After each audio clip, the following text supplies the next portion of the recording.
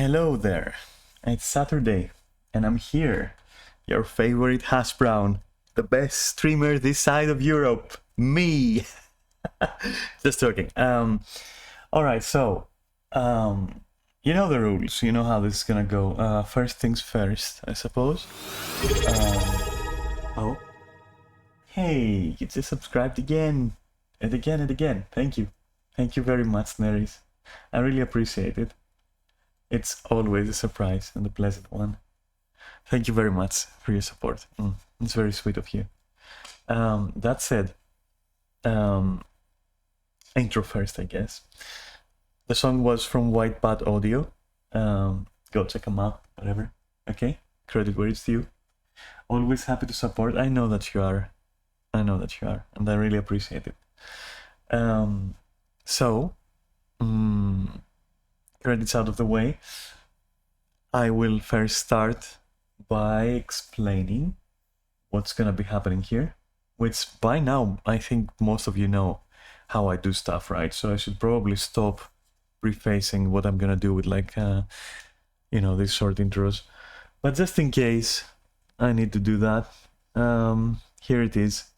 So as per the title, I'll be checking a couple of interesting videos on or I hope they're interesting, about Guild Wars 2. Some have, interesting titles, so I was like, hey, I'm gonna watch that with the guys, I guess, and see what it's all about. And there is also one that I intended to watch on its own alongside the other more relevant videos, which is about Final Fantasy XIV. But the thing is, it's only like 10 minutes, and I honestly I don't look that far into Final Fantasy happenings and gossip and whatnot, into Final Fantasy T.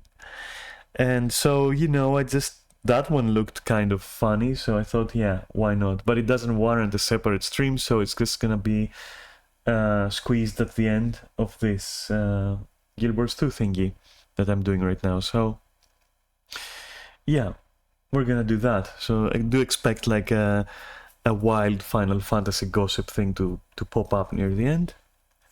But before that, we have, like, as I said, 2 or 3 videos regarding Guild Wars 2, which is an increasingly warmer topic recently.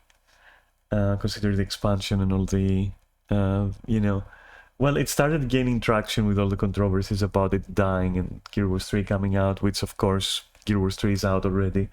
It's what I'm playing currently, obviously. There it is, that's the launcher. I've just like masked it with a previous game's icon to confuse people on purpose. That's what's happening. That's a true story. You heard it here first, okay?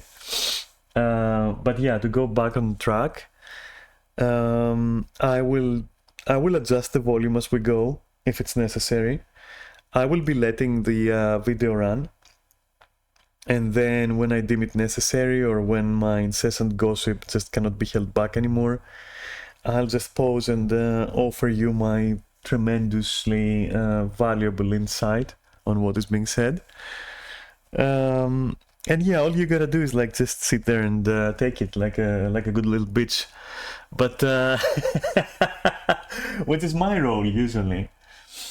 You don't like the sound of Guild Wars 3? We're too bad, Lara. It's already out. That's what we're playing. We're playing Guild Wars 3. Lara is also another closed beta tester and under NDA and strict regulation. Only if it gets updated to Guild Wars 2. Don't worry about it. Guild Wars 2 is already like dead 1000%, okay? You're one of the devs? Yeah, just can you like not fucking spoil the surprises? I was trying to hold back on that, and as your CEO, I'm prohibiting you from saying that on live again, okay? Because yeah, I'm the CEO of like Guild Wars 3. If that, I mean, of course it exists. That's me, right? So anyway, get ready for those hot takes, those hot muffins of takes that we're gonna analyze. So yeah, as I said, on the technical side of things, I'll just adjust the volume as we go until it's not obnoxious. And I'll be pausing the video, and then I'll give you my take on the things that we see. And yeah, basically that's how it works. And that's how I'll make a 15-hour stream out of like a 20-minute video. That's how you do it. That's how you stream. Take it from a pro streamer like myself. Obviously, I also have to get out of the way that like I don't intend to like to maliciously capitalize or to privateer or to anything along those lines. It's just basically me and you watching a vid and like commenting on it for, I don't know, for entertainment and like constructive criticism and all that. And I don't mean any, you know, copy claim infringe, right?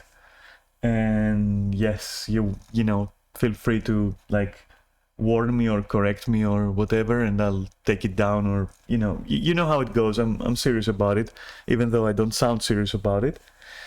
I'm very serious about it. I don't want to like overstep or, you know, claim any property as my own, which it isn't, or any of that, like, you know. So yeah, so you get it anyway. I don't need to go too far into it. Yeah, let's just watch, I guess.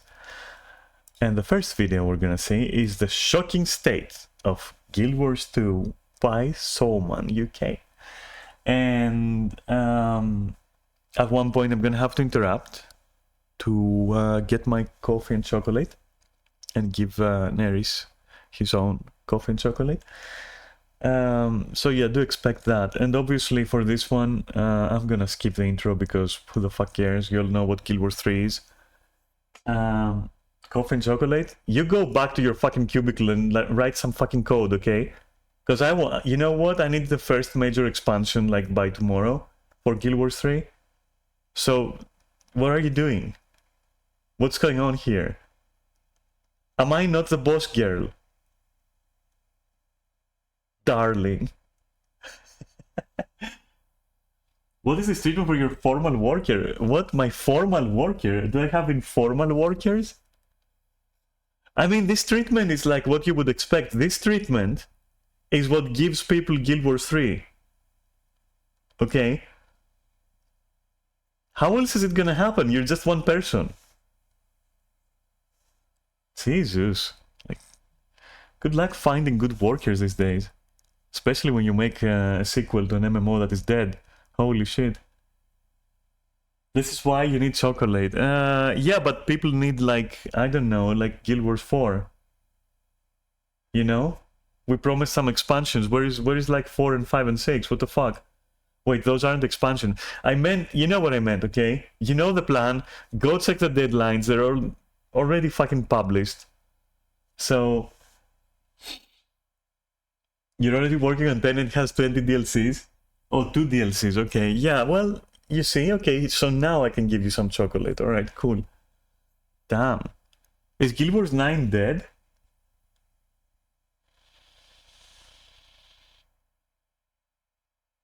People are already are still playing 9 though, in space or something. It didn't even get released? What the fuck? Like, so you're tricking me, basically. Listen, I'm not gonna like, we're gonna talk about your employment later and your fucking salary and all that shit. You're gonna see what's gonna happen. Oh, that's my chocolate, BRB. My chocolate, not yours. BRB.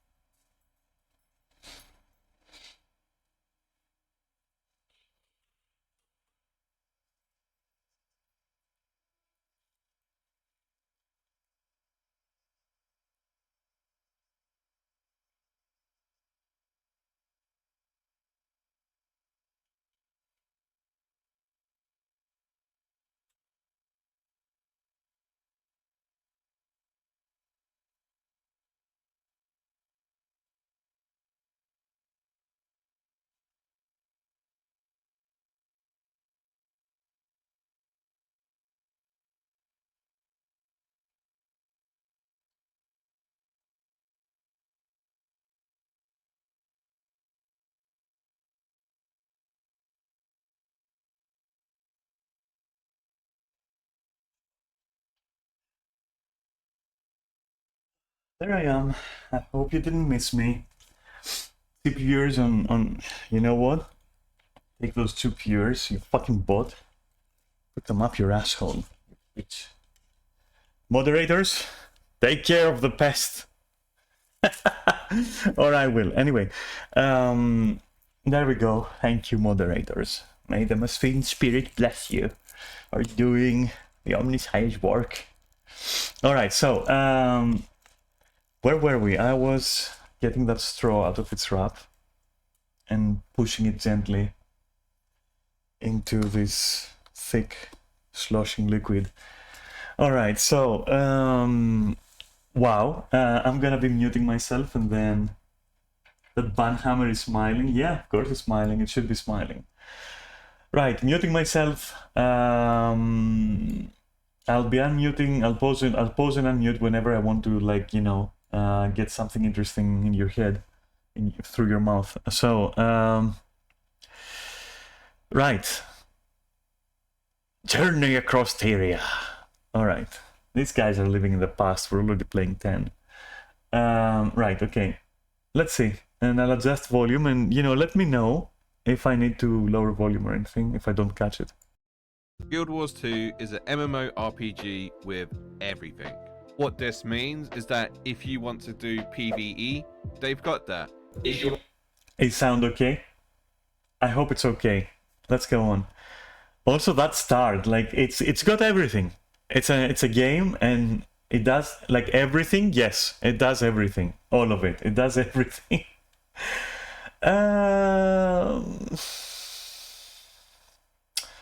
Does it do everything? I think it has the capacity to do a lot of things that other MMOs are doing, but it's doing its own thing, and that's why I still can't say safely that it is able to compete with them, or that it should aim to compete with them, you know, the other two ones, which we're not gonna talk about. World of Warcraft and Final Fantasy, that is. Anyway, but yeah, let's go on. You want to do PvP, they also have that. Role-playing, jump puzzles, fashion, flower picking, even roller beetle racing. Now this is pod racing. This game truly aims to cater for everybody. This is evident even in the core mechanics of the game. The combat allows you to tab target or switch to action combat, which is very rare to see. These are two irrelevant things. Honestly, the day that Guild Wars 2 tries to cater to Final Fantasy players or World of Warcraft players, I will probably be seeing my way out. That's because these games have some core mechanics that I would definitely not want in Guild Wars 2. They do have some mechanics and some systems that I would like to see in Guild Wars 2, but they're not... Let's say, for example, I would like to see a queue system from Final Fantasy for Guild Wars 2. But no, I don't think it tries to cater to everyone. I think it's, as I said, I think it's doing its own thing, for sure. And it should do its own thing. But for example, the housing system they're implementing from Final Fantasy, yeah. But that's not like catering to anyone. That's literally taking something that's good from another game and that doesn't change the identity of Guild Wars and putting it in there, you know? Squeezing it tight between those butt cheeks. Even in modern MMOs these days, the character creation also has a furry, and you can play as a small elf child, because I'm sure That's not an elf child, that's an Asura, you fucking moron. And it has nothing to do with elves at all, and it's not a child. It's only, like, Asura's only saving grace for me is that they are not a child race. They're short and tiny, but it's not a child race. If your child looks like that, seek help. Probably burn it. As for the fairy, this, like, can you really classify them as fairies, though? Because they are very bestial, right? I guess you can. Okay, I'll be fair. I guess you can. But, like, elf child? Bro. appealing to somebody. Although, if you do have aspirations to be a small, fat, bald man, Unfortunately, you can't. I don't understand it with these Korean games. They just don't want you to be small and fat and bald. Korean games? Hey, Lara, we're in Korea, dude. Lara, get the fuck out of your fucking office. Let's go. We're in Korea. We have to, like, go out there and see the culture, right? Because I had no idea. Are we fucking developing Guild Wars 3 in Korea right now? Fuck. Korea? What are you on about, Soman? Jesus. The Korean Americans, man. Yeah, it's them. Wow. Okay, that's straight up a false statement, by the way. Let's go on. Firstly, I feel offended by this, for no particular reason whatsoever. Despite the restrictions on the appearance, I did, however, have a wide variety of professions to choose from, all of which had their own unique skills, passives, and playstyle. Do be warned though, because of the age of this game and the fact that it's free to play, you might just struggle to find a name for your character. I mean, who took Hugh Man? I thought that was genius, but anyway.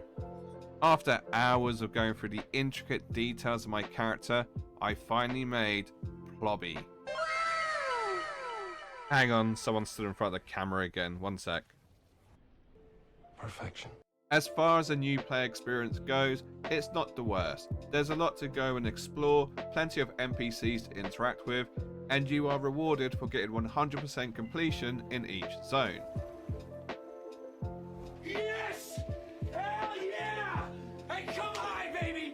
So you're truly encouraged to go and do everything. The questing can be interesting until you realize how monotonous it can be. It's great that they try to roll together kill quests and fetch quests, so when you go to NPC, you have a choice to do multiple things.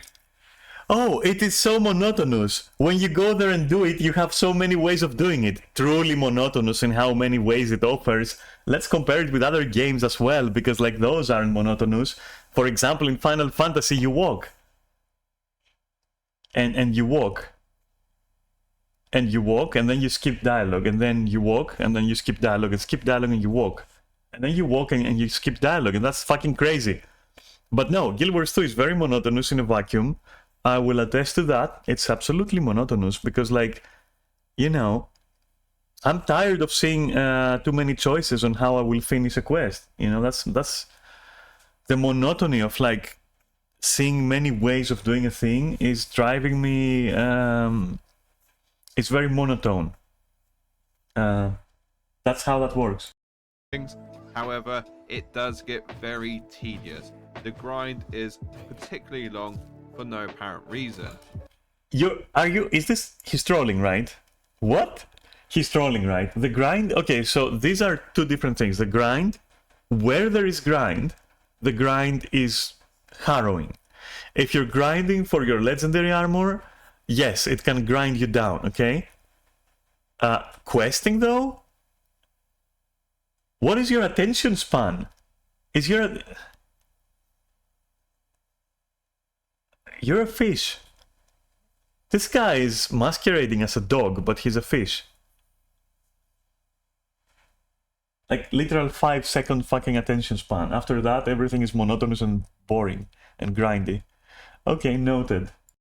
This is very evident at the start when you only have one skill to spam and you're told to go kill the same monster over and over and over.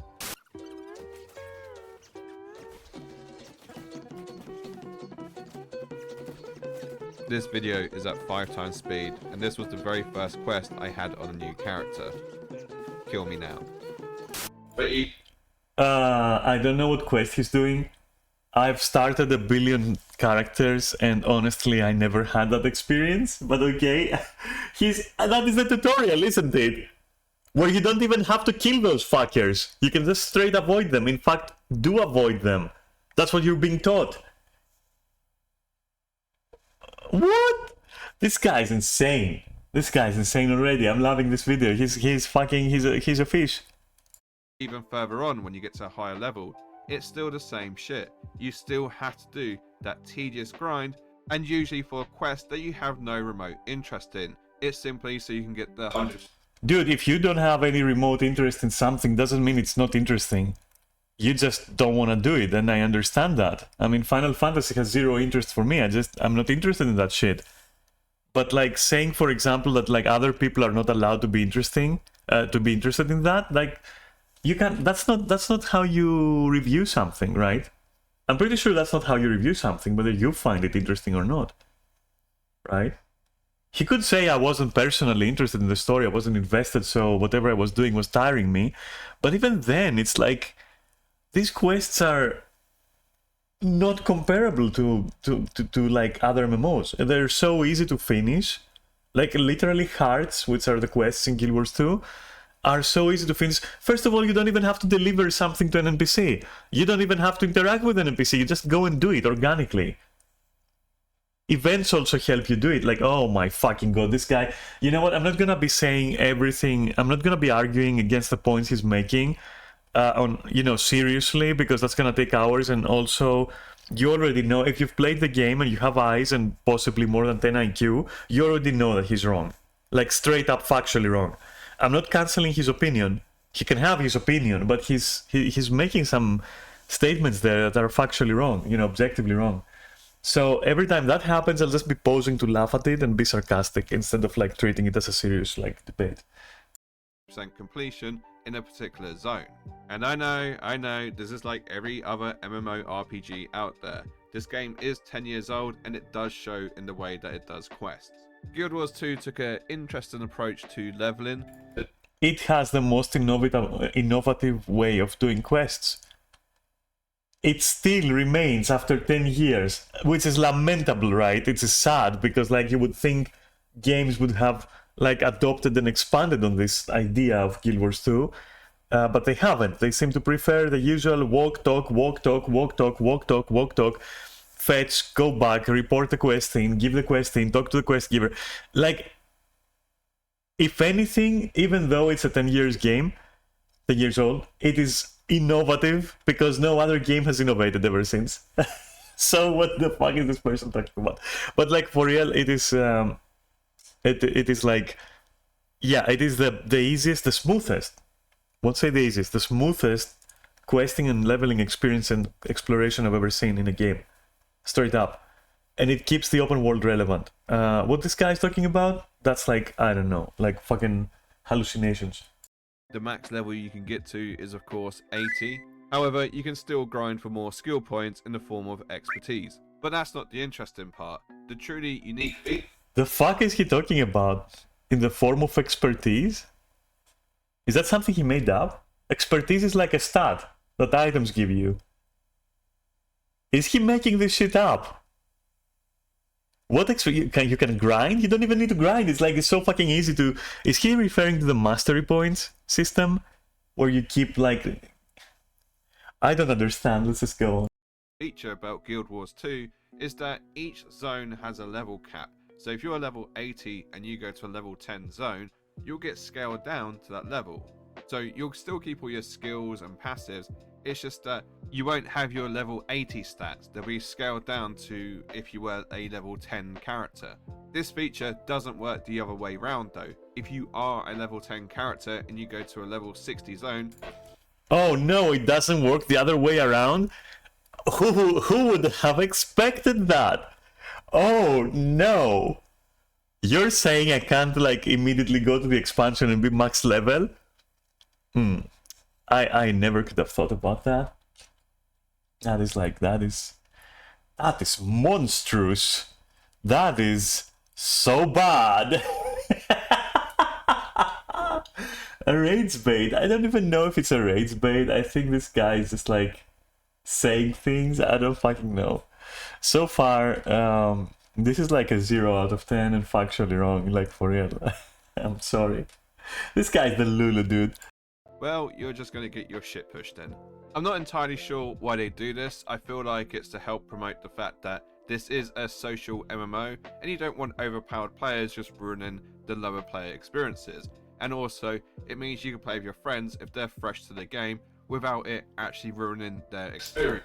I'm not sure why they do this, but here is like at least 3 reasons that I didn't make up and are actually very real and valid for why they're doing it. But me, if you ask me, I have no idea. My mouth was talking on its own, it was saying its own things. I have no idea, dude, why they're doing this. But here are like 3 reasons that I just literally took like 5 seconds to understand.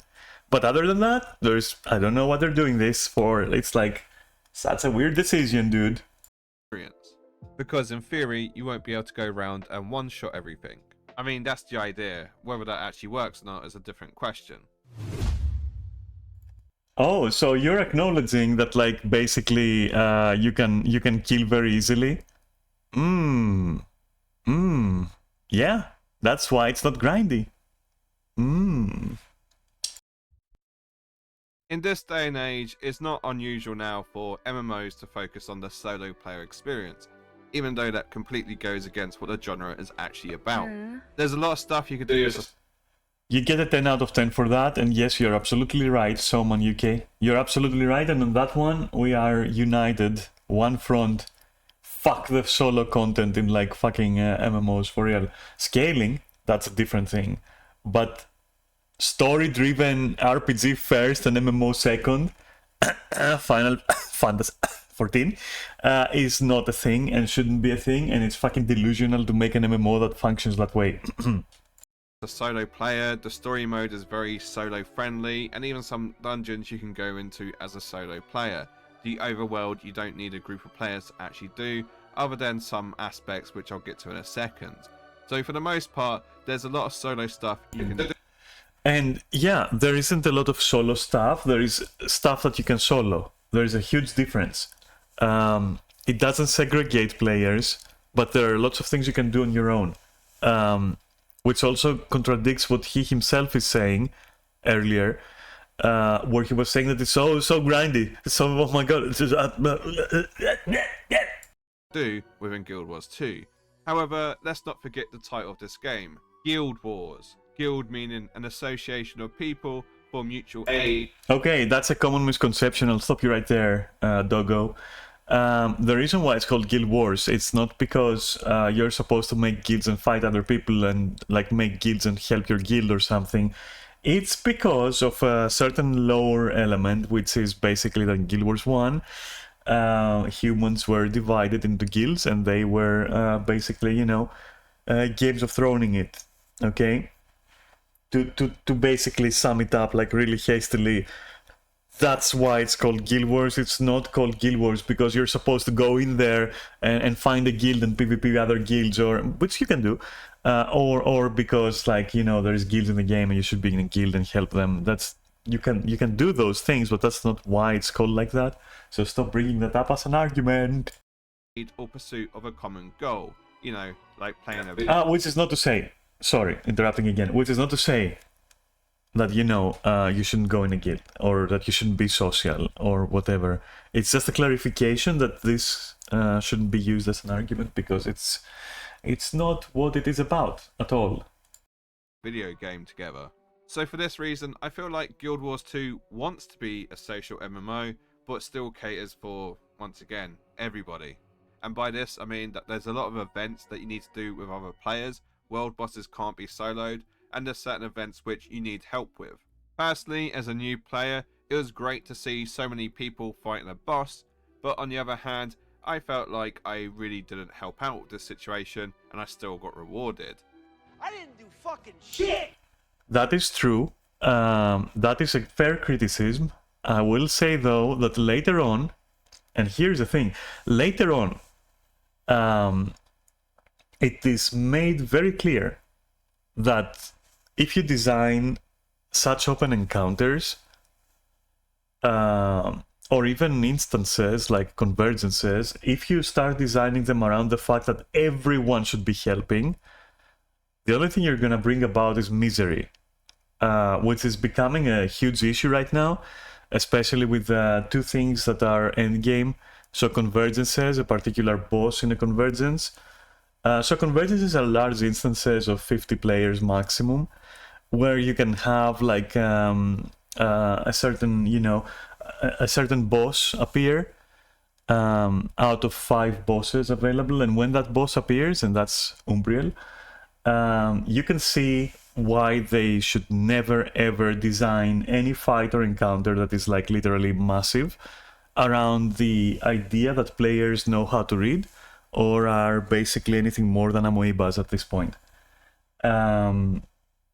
if you don't believe me, I can demonstrate it at one point. If you'd like, I can do a convergence. And, you know, should we get Umbriel, because it's random, I can't really pick the boss, but should we get Umbriel, you're gonna see what I mean.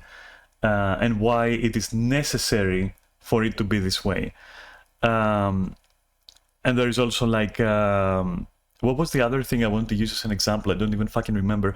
Oh, right, Eparch, right, the end game meta right now, the end game map right now. So that thing can also fail very easily because it expects a huge number of people, an uncontrollable number of people, literally, to coordinate, work together, read chat, and all that, and so it fails often.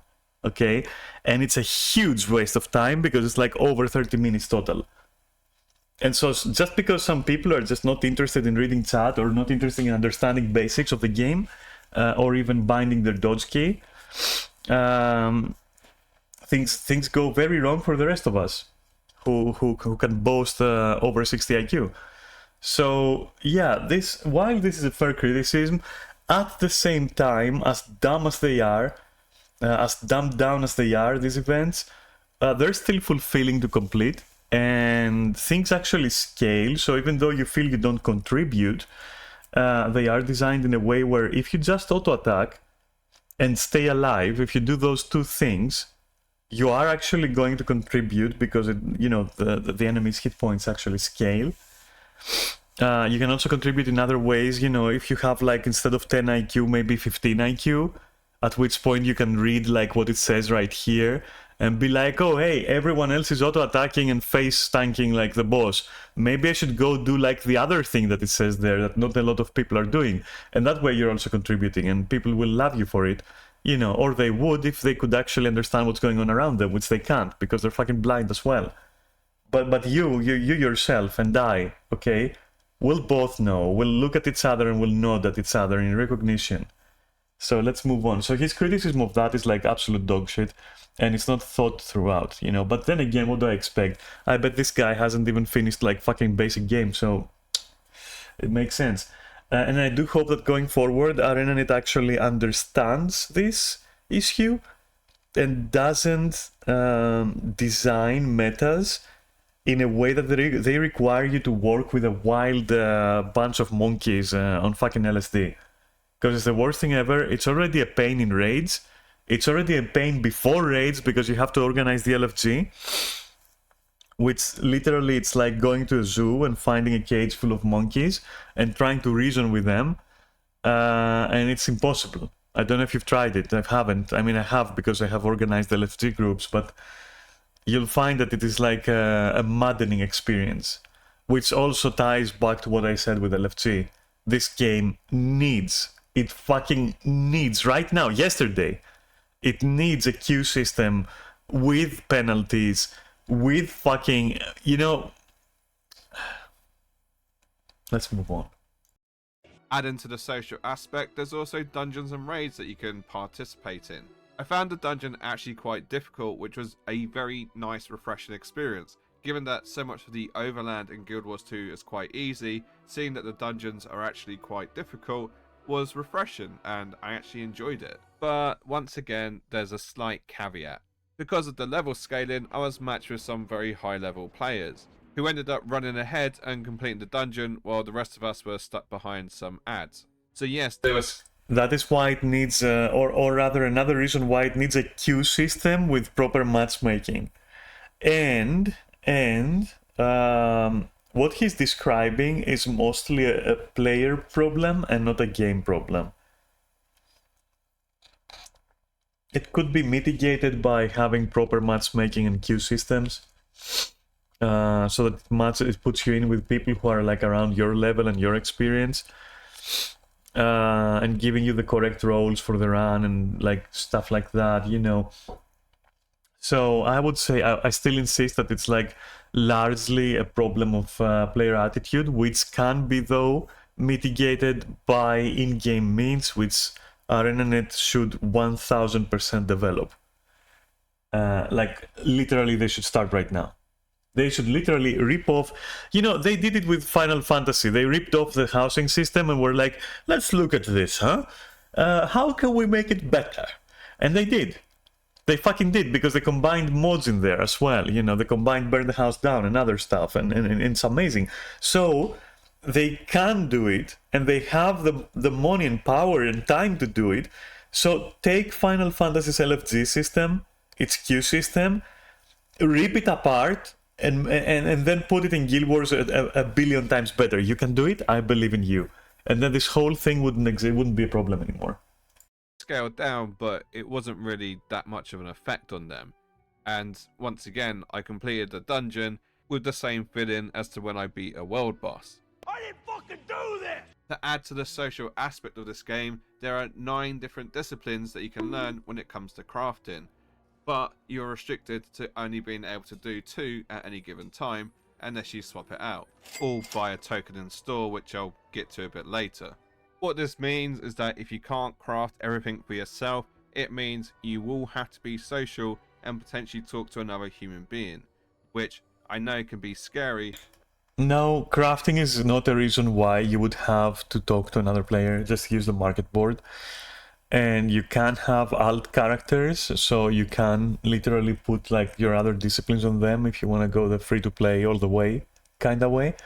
So it can be done, and your own character is not going to be requiring more than 2 disciplines, so it all ties in very nicely together. And there is nothing else to say about that. Especially in an MMO. But anyway, talking about scary, let's take a look at PvP. One of the scariest 3-letter acronyms you can say to an MMORPG player is of course PvP.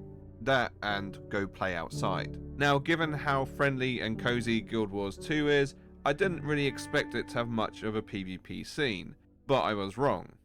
There are 2 main types of PvP, which is of course World vs World and Battlegrounds.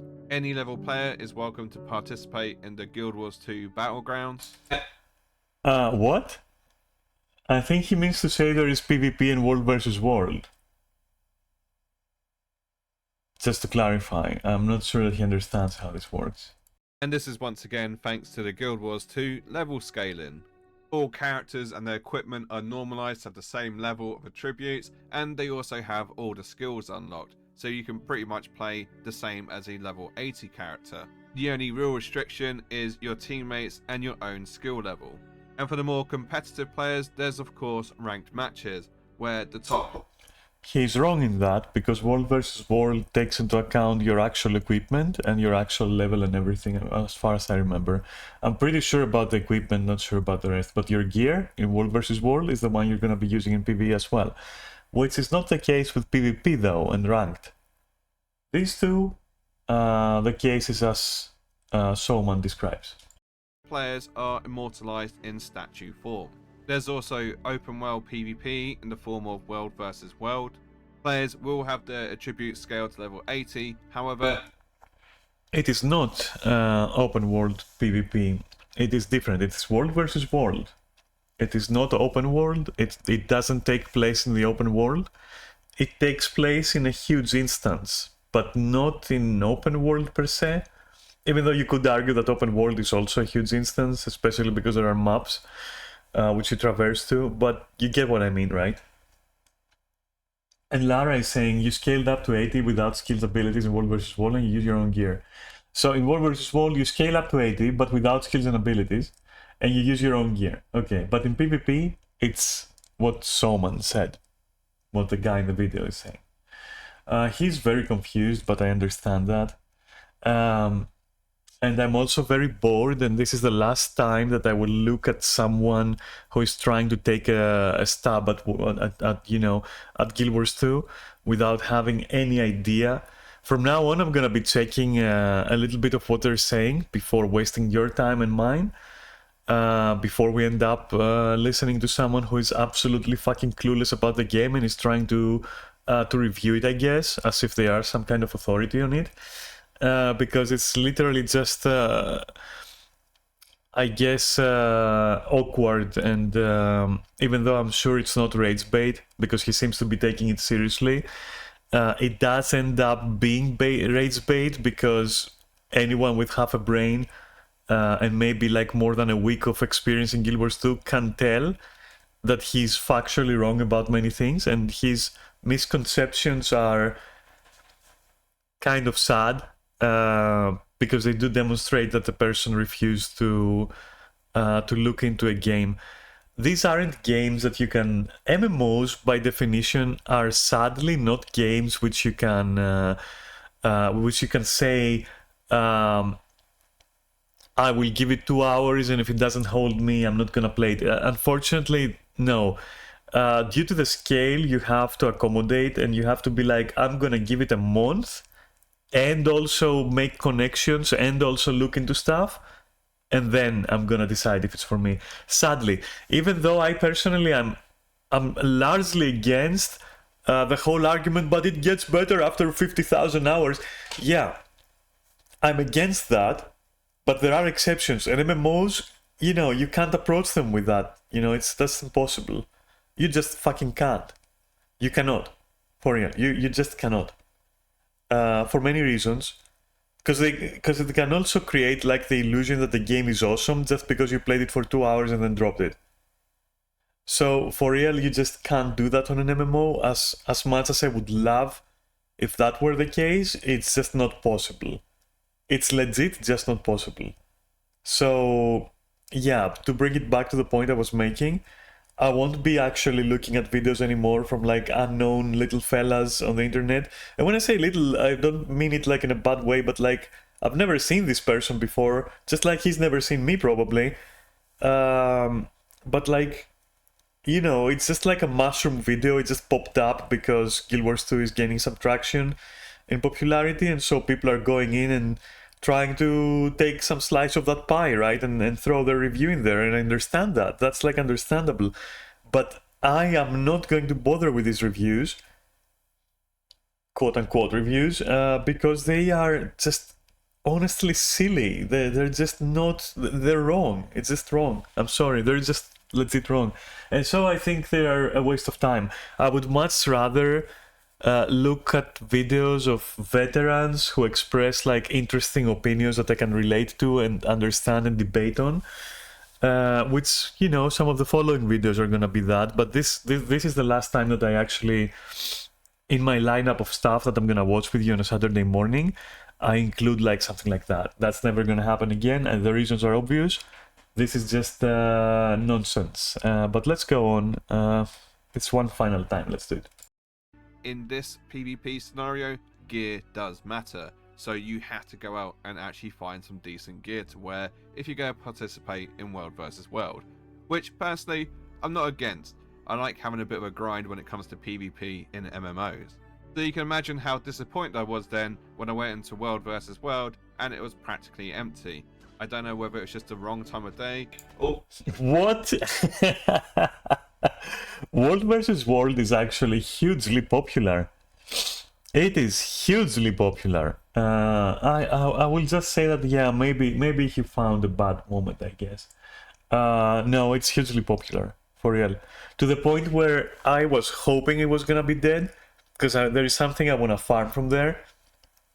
And no, I can't. I'm never... Like, people are always there to, like, just hunt me down like a fucking dog and put me down. And it's like a lot of people. And it's a struggle because I need to grind and I can't because it's too fucking busy. Or just a bad server. But the only PvP action I got was when I was in my menu and I... Server doesn't matter. Let's move on. ...died. I did, however, see someone take a flag and they didn't even seem to want to attack me. They just seemed to be interested in taking the flag and running off. So, I don't know. Battlegrounds was... Yeah, why didn't you attack them? But okay, whatever. ...very popular, and I didn't struggle to get any games. The monetization in Guild Wars 2 usually gets a lot of praise, and the real reason behind that is because you can exchange in-game gold for their currency in the store, which basically means if you're really good at the game in terms of economy and actually making gold, you can play every aspect of this game for free. That includes all DLC, all mounts, all upgrades, absolutely, well, kind of free. It still costs. Thank you for that. This guy gets it. Let's see if he gets it like throughout. But he gets it. That is a very strong start, and one that not a lot of people actually acknowledge. In fact, a lot of people shove it under the carpet so that they can actually be, ride the wagon of like, oh, burn all monetized games that are free to play, burn them all. Yeah, again, like, it's not a free to play game, it's actually buy to play, but like, it has the fairest monetization I've ever seen, barring, let's say, Warframe, for real. Your time, but you know what I mean, it's sort of free, so naturally people are less likely to complain about the monetization. But the more I played Guild Wars 2, the more I saw how sneaky they were with it, and that started to piss me off.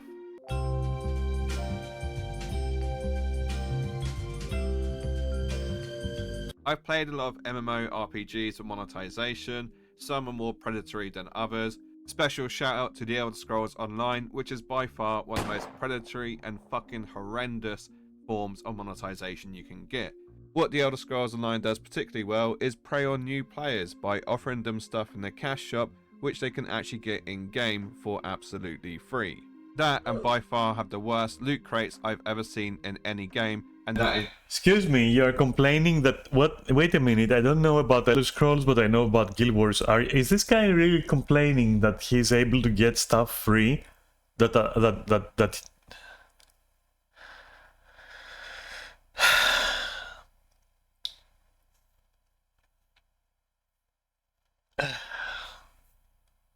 includes any EA title. This means I'm forever a jaded prick when it comes to monetization.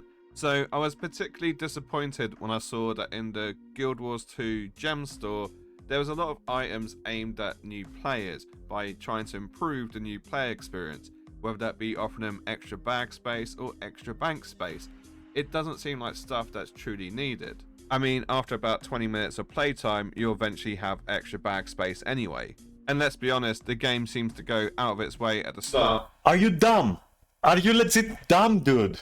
You're dumb. You're cooked. To fill your bags for the junk. I wonder why that is. It's the same with your bank space, and it's also the same. Okay, he has a point about filling your inventory with junk. Yeah, okay. He has a point about that. Everything else he said is just so much dog shit with his matching because he's got the dog picture. You get the joke. Same with your crafting professions. The fact that you'll see the opportunity to buy 2 extra crafting professions is not really needed, because you can just make another character who can have 2 different professions from the ones on your main character. Another great area for me is the fact that they had areas which had all the vendors that you could possibly need, but they were behind a VIP wall, which you can obviously get with a VIP pass, which, you guessed it, is in the cash shop. But for me, the worst part about the monetization in Guild Wars... But using your own logic, you can actually access the same areas just with a bit less convenience. So you're paying for convenience. That is not... Like, that's not malicious, accepting the insane amount of junk the game throws at you all the time. Sorry about that sound, it's just me feeling my vapor as I speak to you. But, like, for real... yes, yes, there is fucking pay for convenience. Yes, there is pay for convenience. What do you want them to do, huh? What do you want them to fucking do? I don't understand this. Whatever, dude. In a previous take on, that I had posted in a previous stream, I had mentioned, like, I allowed myself to be like super harsh. And did actually say, yes, this pay for convenience, if we're actually real, it is, yeah, but not to the degree where it deserves to be bashed over and over on the head with a huge hammer.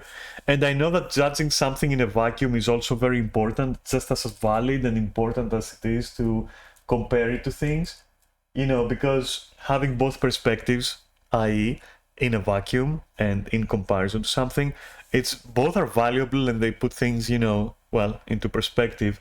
But like bashing over and over, and like it feels like after a point it's like nitpicking at that point. Like, what do you want them to do at that point? For real, they gotta make money somehow. You're not paying a sub. You can buy all the DLC with gems, as you yourself said, Mr. Soman. What do you want them to do? Like, are you gonna cry that, like... I don't want to defend it too much though, because I do get the perspective, and people will always criticize. Like, as long as something isn't absolutely, completely, 1000% free, including cosmetics, people are gonna go and find some reason to like bash it on the head. I'm not saying the criticism is invalid. I'm saying it's overplayed here, possibly for cloud, because that's the reason most people do that. It's just, at that point, it's just like, I'm one of you guys. I also criticize no free-to-play games. Yeah, you can, but like passingly, because you gotta see the larger picture there, you know? And yeah, I know they do have some newbie traps, and they do have some things that you will get either way. What do you want them to do, dude? You inform yourself and make the right decisions. That's all I'm gonna say. This is like, it's getting to a point, so you can disagree with me if you want, but what I'm saying essentially, if I want to sum it up, what I'm saying essentially is, if you walk out of your house and start complaining that you can't go to the grocery and pick everything you want for free and also have it delivered to you, and then say, you know what, yeah, I also want it delivered to me and that costs money, and then you go like, that shouldn't cost money because it's a newbie trap, because you can walk there, you're starting to lose the point of like, it's free. You can walk there and take it, you know? So I don't understand, like, yeah, maybe the analogy is a little bit bad because it's a buy-to-play game, but at the same time, you know, it's not groceries, so you're not going to be buying it every week. And yeah, I don't know. I hope that my point comes across. I don't know what else to tell you. But sure, beat on it, I guess, if you have to for cloud. Just beat on it. I'll let you beat on it. Let's go. Was the Black Lion chests. These are chests which you can acquire just by playing the game, and you can believe it, they have some really good loot inside them. However, to unlock them, you need a key. And what do you think? Right, dude, they don't have good loot inside them. They don't really have. Listen, this is like a loot box system. If you want to open it, you can, and there is a chance you'll get something you can sell for a lot of gold. But I have demonstrated myself that you can make gold easily enough that you shouldn't ever think that like this loot box system is predatory. You can even game the loot box system. You can literally, if you know how, and if you're good at like speedrun tactics and all that, and you inform yourself, you can literally speedrun three free keys every week. And trust me, if you're not a fucking greedy moron, these 3 keys per week are gonna be stacking up real fast, so that when something that you want, and I emphasize want and not need, is in the box, you can then waste like your 20 keys that you gathered that month and hopefully get it. And if you don't get it, maybe you get something else that someone else wants and you just sell it and you get some money. I don't think it's predatory. I don't think it's gambling per se. It's really just an unnecessary system, and mostly mostly what people are after are basically skins from it. And well, if you get that lucky one drop, which honestly, your character doesn't hinge on that. Your career in Guild Wars 2 doesn't hinge on it. It's like it's just a very nice surprise. If you get it, you can end up with like a good amount of money, right? But you can also end up with a good amount of money just by playing the game. So, and as I said, you can get those keys for free, and you can get the gems to get the keys with gold. So it all creates a nice little cycle. So it's not as simple as saying, is that a box? Does it have a key? Do I have to give money for the key? Pay to win. Like, no, it's not that fucking simple. It's more nuanced. And I will never defend loot boxes, but when they're implemented in such a way where it doesn't feel that bad, it doesn't feel like they're trying to skin you, I'll be alright with it. And if it's mostly skins that you're getting, I'll also be alright with it. I'll be fine, whatever. So, yeah. I'm not sure. Like, I think there is a lot of like dampening around the fact that there are Black Lion chests. It's not like you can just drop them and be like, yeah, that's my fucking point. Are there loot chests? Done. It's pay to win. No, there is like a lot of things that dampen it, as I said. Like, you know, it's not... I don't like them necessarily either. But hey, you know, I've seen a lot worse. I'm not saying I would defend loot boxes per se, but if they are there and they're not going away, all I can do is like consider, you know, are they really predatory? Are they really gonna offer me an advantage? Are they, you know, just dissect it a little bit. I mean, it's not going away. This system is not going away. And I understand people who are like, if there is loot box in there, I'm not playing it. I respect it, and you don't have to play it. But this is like a discussion or a debate among people who don't think like that, I would say. Because if you think like that, then it's moot, isn't it? You're already not gonna play. Nothing I will say will change your mind. But if you're someone who's like not affected by the existence of loot boxes, then this system of loot box is negotiable. It's totally negotiable. That is what I'm gonna say. So yeah.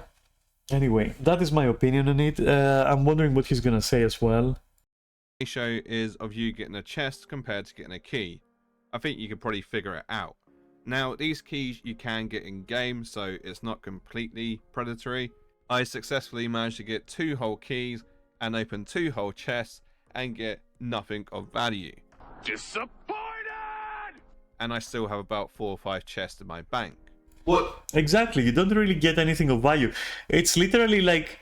So it's less open it or you're gonna be left behind. Open it or you're gonna have fear of missing out. It's more, are you feeling lucky? Are you feeling lucky? Like, legit, are you feeling like you're gonna draw something that's gonna give you 4k gold instantly? If so, go ahead. And if you don't, then that's fine. And that is I feel, the extent of Black Lion chests. And that is the only reason why, if they are unavoidable, I will at least praise that they aren't predatory. It's literally like, are you feeling lucky? Like, are you really feeling lucky? Do you think you're gonna draw that one item? You don't need that item. I've never gotten one such an item. I never felt like I should have to. At the same time, I will also admit, as I have always admitted, I'm a fucking whale and I'm a whore for cosmetics. And so whenever I see a cosmetic in there, yeah, I'll push my luck. But you don't have to do that. It's cosmetics, and while I know that, like, it's been argued before, even I have argued before that, like, in single-player games, for example, skins should always be available. And to an extent, I think, like, Guild Wars 2 is lacking base skins for people to have without worrying. I will say that in a vacuum, as far as it goes, it is still just skins, and yeah, you can definitely just, you know, I mean, Lara, for example, you know, has more skins than I do, by far, and she got most of it, like, if not all of it, then like 90% of it or something out of like playing the game. So it's not really an argument when you say they should be available, you know, their game content, they should be available no matter what.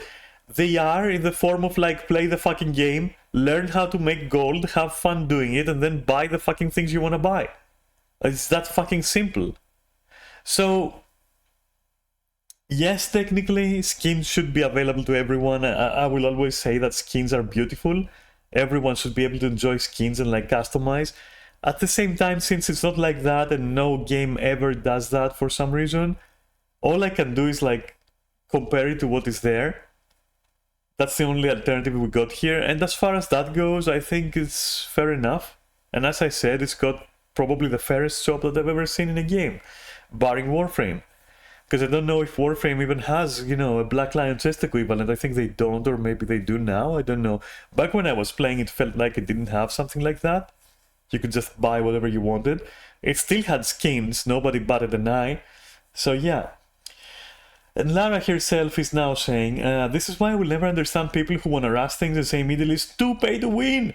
It's not you're just rushing, I agree. You're just fucking rushing. You just see something and your fucking parrot brain, your fish brain goes like, ooh, shiny.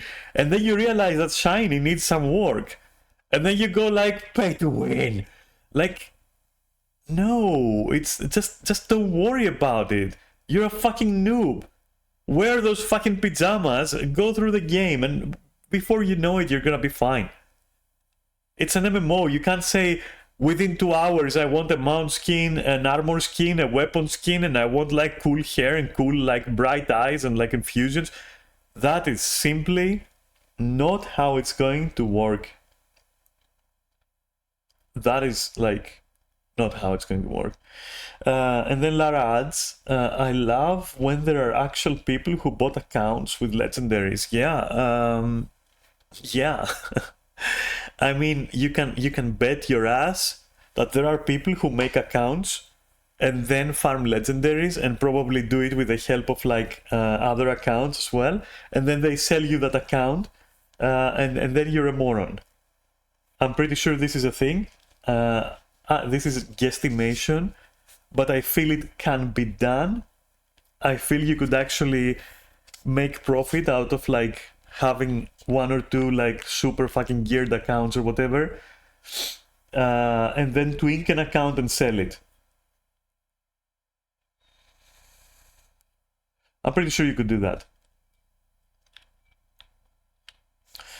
I actually had a guilty with full legendaries and didn't know anything about the game. Well, now you're describing like 90% of the population. Whenever I see someone in Guild Wars, and this is separate from the video and the matter of discussion right here, whenever I see someone in Guild Wars who is like over 30k achievement points, and it's like full-on legendaries everywhere, like the shits they shit out are legendary, I know for a fact that they are probably broken, or they probably twinked. I can't tell which, because it's very difficult to discern, but I don't think I've seen a person who actually legit knows how to do stuff around the game. You know, my knowledge isn't deep enough in one segment of the game, but I do have like a more all-around knowledge that is like sufficient for me to function properly, including in gameplay. And you'll often see people who are like min-maxing the market and fucking, you know, price flipping and all that, and they're very good with economics and all that, and they have like insane amounts of gold and insane amount of legendaries, and they're also a good player. But for example, their attitude towards the game has reached a point where, you know, it's all about efficiency and no fun. And it's annoying me because I mostly play for fun. You can't optimize fun. You know, it's kind of difficult to do. But what Lara is saying is correct. Like, you know, to take it back to what Lara is saying right now, I always kind of like become alert when I see someone with like 30-40k achievement points. 90% of the cases, you'll see these people dying to basic mechanics. You'll see people like that just like leaving the game after like, I don't know, a little bit.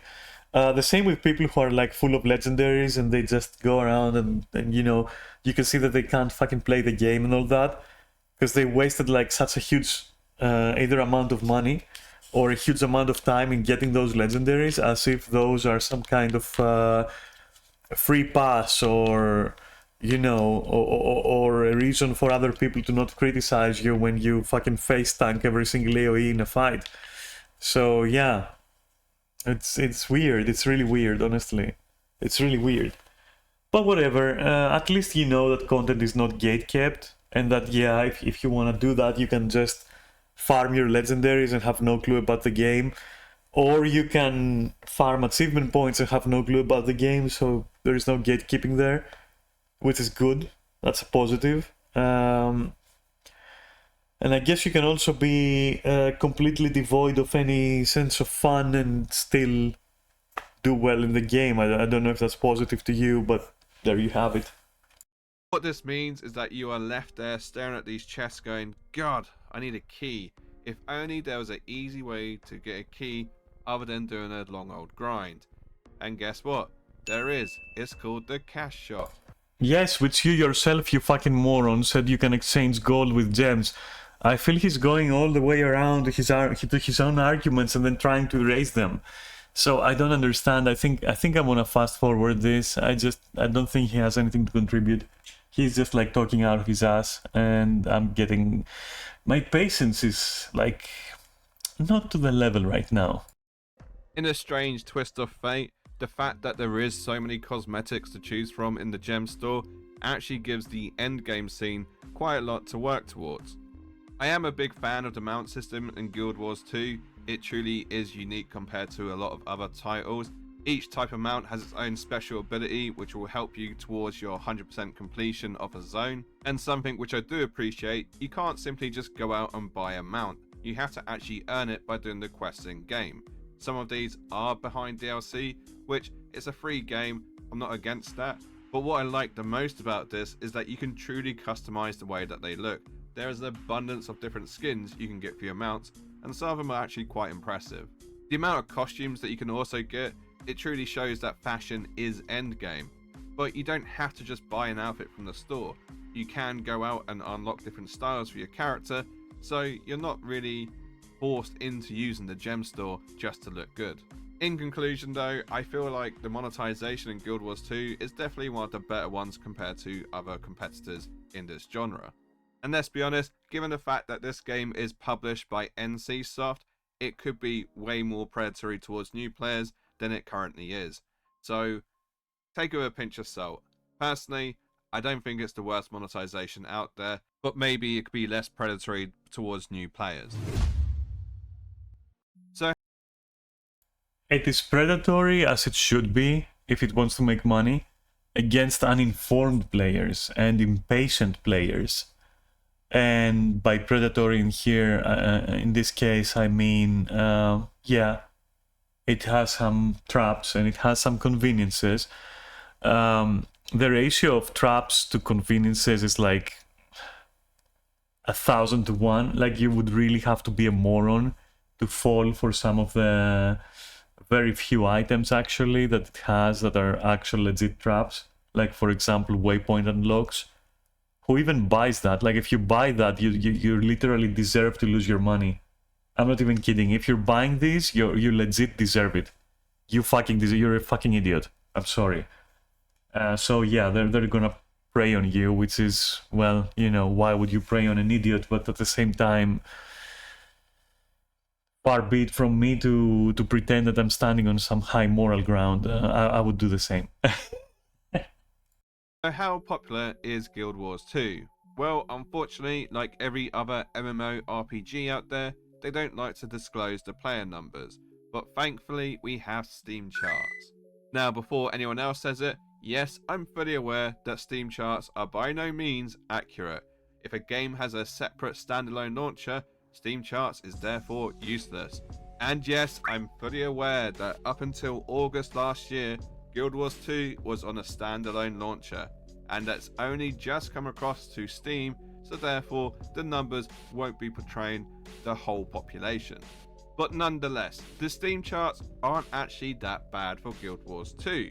It's a clear indicator that there is a healthy population.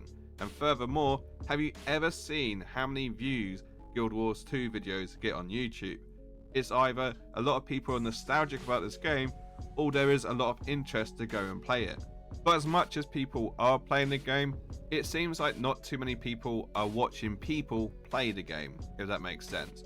If you have a look at the Twitch tracker, the numbers tend to be quite low. So as part...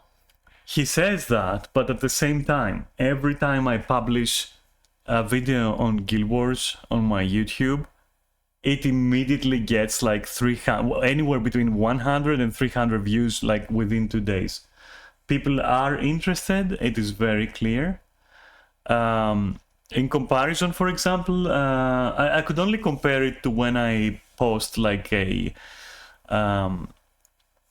Final Fantasy video, and that is like a very healthy comparison to make. Like there is interest for sure. And so I also agree with the person saying that, yeah, right now Guild Wars is kinda fucking going hard, you know, kinda, not completely, but it's starting to go hard. Give it a good stroke. Popular as this title is, it's just maybe not enjoyable to watch, or maybe there's just not enough big enough names in the community to boost. No, there are some big names, not too many. There are some though. And is it fun to watch? Well, you know, the thing is, it's not designed around the philosophy of story first, MMO later. And as I always like to say, it's just not interesting to stream an MMO, and so it's also not that interesting to just watch someone going through dailies in an MMO. It's why I don't stream MMOs. Final Fantasy, because of how it's structured and because of how rabid the fan base is, for example, right? Whenever a new streamer starts, you know, streaming Final Fantasy, what they'll do first is go through the story. And because of the way the story is designed, I'm guessing if you are a fan of Final Fantasy, you are going to sit there and watch that person go through their baby steps of the story, and you're gonna feel nostalgic about the dialogues, and you know, you can comfort watch it. You can comfort watch someone going through the story with all the little, you know, delays it has, and all the little animations during dialogues, and all the little, you know, this and that. You kind of sit there and go, oh yeah, this is comfy, you know, this is comfortable. I'll just sit there and watch me through. Other MMOs can't really do that, for which I am fucking thankful, because while that hurts their views because they can't do the same with their story, it means that you as a player don't have to get brain damage from playing it through the story, you know? So, yeah. I'll take not taking brain damage over the game being more watchable on Twitch. But beyond that, which is just my observation and opinion, I will say that it is very obvious, like, you know, objectively, why people wouldn't be interested. It's, what are you gonna do? Watch someone do their dailies? Again, like, it's not, even in Final Fantasy, you're not gonna do that. Or at least I won't. Maybe that's why I don't have brain damage yet. I have tried before to make dailies interesting. I have tried to stream to you a series of dungeon runs in Final Fantasy, for example. The only way I made it, I managed to make it sufferable for me, right? Who cares about you? But for me, the only way I could make it sufferable was to have a friend there, a real life friend actually, and we were going to, you know, through it together, and we were kind of like laughing at it as well together, and at all the weirdness that we encountered, and that was a nice stream. But it took two people with good chemistry and good humor to actually manage to make it sufferable. And I could do the same with Guild Wars, for example, but it's just like too much effort. So I think it's not Guild Wars 2 specific that like suffers from this. Any MMO that isn't like a story-driven RPG first and an MMO later, blah blah fucking blah, of course it's gonna do worse in comparison. So it's not too alarming. Yeah. Numbers. This isn't unusual for MMOs. They don't tend to be that much fun to watch unless you know what's going on. There's only a few standout examples of a MMO being popular on Twitch. But what I will say is, from my small-time streaming Guild Wars 2, I have to say the community were more than helpful. They were happy to come in and tell me what I was doing wrong in a polite, respectful manner. From what I can tell, there are no deep, dark secrets in the Guild Wars 2 community. There hasn't been any criminal actions. No Guild Wars 2 player has been swatted while streaming this game. It generally seems like it's a wholesome community.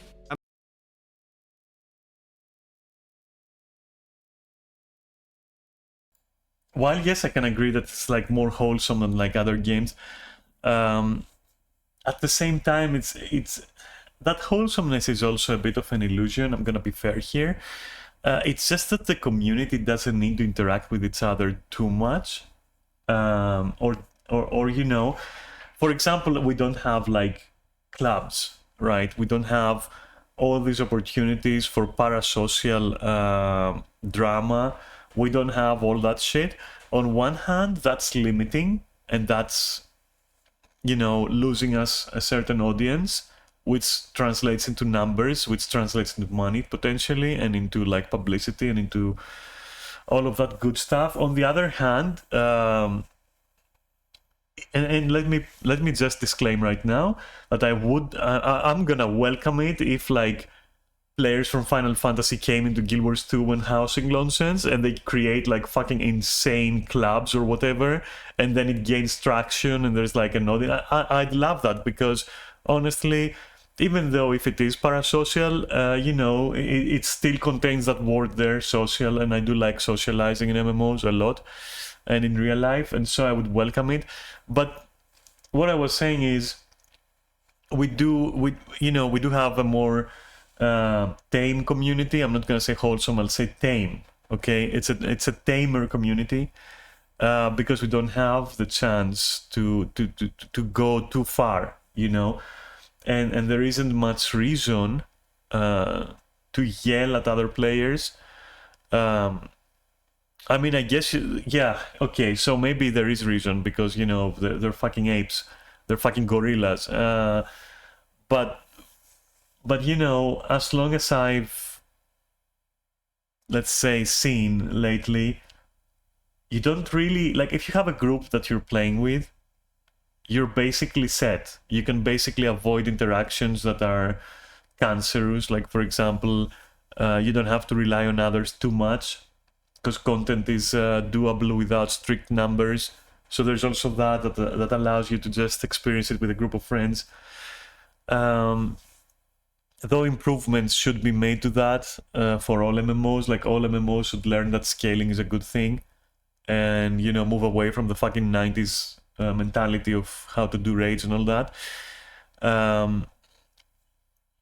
But beyond this, you know, you can minimize your interaction, and through that, things are kept in check, you know, and that means that whenever there is interaction, it is because, for example, somebody impressed you with how they play, and you want to approach them and be like, hey, you want to play with us?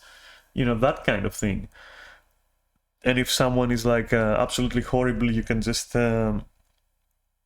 leave them and never talk to them again, and that's it, you know, maybe exchange. For example, yesterday I was mad enough that I actually did get involved in like a back and forth that was rather aggressive, which I usually don't do, but yesterday was just too much. However, until that point, people were actually pretty tame.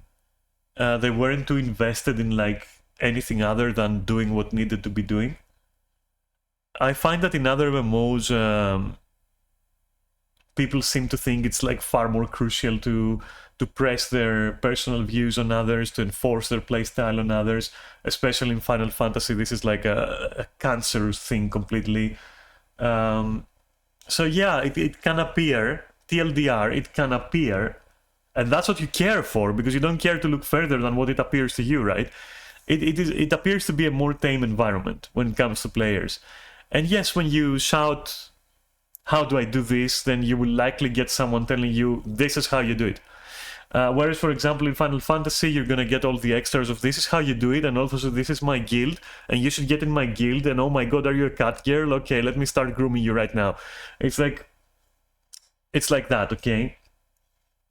So yeah, out of all the MMOs I've played, barring Ultima Online back in the day, I feel like this one is the closest to, you know, a more objective driven community that is mostly private to themselves, and the chance for parasocial nonsense is, as much as I love it anyway, is minimized, and you know, a lot of interactions are redundant. And you know, I guess it could be improved in a few ways, like for example, small things like being able to examine other players is a good step, for example. But you know, push it too far, and you might find yourself having trouble negotiating with other players, is all I'm saying, you know. But yeah, I mean, as much as I love like adventure play, it's a Final Fantasy, and I do love that you can see who's looking at you physically in the game world, and also, you know, targeting you. I like those things. I don't think necessarily those things are what's causing issues, you know, or parasocial drama. But all of it piles up eventually, and Guild Wars, I feel, avoids like the big issues, you know, so far. I guess what I'm saying is, I wonder if this will hold once we have housing, and if we ever get more emotes and more like obvious interactions between players. If we get those, I wonder how that will affect the community, or what it will bring out, which might already be there, but like being kept in check by many factors, many minor factors piling up together, you know, that keep it in check. So I really can't say. I really can't judge it. I want to be objective as far as I can, you know, as much as I can. But I will say that at least for now, it appears that yes, the community is tame, and aside gameplay, they're reasonable. You can talk to people, they will be normal when you talk to them. You can talk to people without being afraid that you're gonna start some fucking romance without even realizing it, like in Baldur's Gate 3, for example. Whereas Final Fantasy, even looking at someone can you know, can ignite a fucking a chain reaction that will lead into a 2 or 3 month journey, which will end in fucking misery, pain, and suffering, and things that you would like to bleach out of your brain. Speaking from experience, by the way, first-hand experience. But okay, multiple experiences. But no, yeah, TLDR, yes, it's tame. It's tame. You have nothing to be afraid of at this point in time from the community, other than absolutely atrocious gameplay. And, well, you know, they're actually fucking gorillas anyway, so they're too fucking dumb to complete a meta. So, you know, thankfully in most metas that's not gonna matter, as I said earlier. So, yeah, it's pretty okay, I guess, under those standards. And as you can see, I'm trying to be very fair here, okay? Like, very objective, because again, I don't know how these people will react if you give them the opportunity to you know, to delve way too deep into parasocial. I don't know. But so far, yeah, cool community, I guess, you know? Even if they are gorillas at the end of the day. Especially in comparison to other MMOs, again. Like, I mean, World of Warcraft is... I mean, you know, it's iconic at this point, and then Final Fantasy is a fucking parasocial den of miserable secrets. So that one is not even arguable. Like that is not even debatable. That is like just nah, just you know, just leave that part alone. I mean, I'll tell you one thing just for Final Fantasy right now: the fact that mods are not working right now. Certain mods are not working, which, you know, enable certain people to do certain things. Single-handedly destroyed clubbing and socializing. Which in essence what I'm saying is people can't jerk off to other people while their characters are animating on top of each other. Therefore, the facade is dropped, and every sexual zombie is now inert and is waiting for mods to actually steer again. If that's not telling you how far things are gone with that game when it comes to socializing and its community, well then, yeah. And I mean, of course, you'll see people socializing beyond that, you know, kind of like hitting it up or, you know, forming their long-distance relationships and whatnot. And, you know, that's sweet and all, except in Final Fantasy in particular. It just seems to end in fucking controversy and drama every single time. And, you know, the fact that there are parasocial relationships isn't the problem. It's what happens with them in Final Fantasy that is the problem. Like they end in fucking pain and misery and tears, let me tell you, and damage, like lots of psychological and emotional damage, which then only propagates itself in a perpetual cycle of suffering. So yeah, let's see if the same happens to Guild Wars, if you know, if housing and other systems that they might implement or not end up opening up the floodgates and making the game more appealing or welcoming to such demographics, you know. But anyway, let's see. And I think that's just because of the type of game that Guild Wars 2 is. It's not a type of game that you go to sweat on. You're not trying to have an unkillable god mode, solo everything build. You're just there to play and take part. Wrong, my friend. A lot of people treat it that way, even though you are correct, or you should be correct, Showman, you're not. Most of the problems in content begin and end with people who actually try to sweat this game so hard. They're trying to sweat it so fucking hard that in the process they're just literally, honestly, just corroding the whole experience for others in their groups. So, Jesus. But the game itself, lending itself nicely to casual gameplay, yeah, that's true. That's true. And it does have a lot of positive effects. In the events and to socialize with other players. It's a game you go to relax on. And I think this is truly reflected in the community and their attitude. So what does the future hold for Guild Wars 2, you might be wondering? The fact that it's a free-to-play game means that they're probably towards the end of their life cycle. However, they have released free expansions.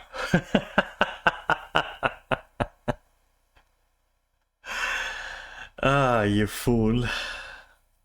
We're already in Guild Wars 10. I already told you, Guild Wars 2 is dead. We're already celebrating the release of 10.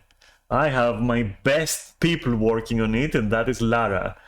And she's working hard. She did say 2 DLCs coming for Guild Wars 10. Because 2 is dead, for sure. It's at the end of its life cycle, guys.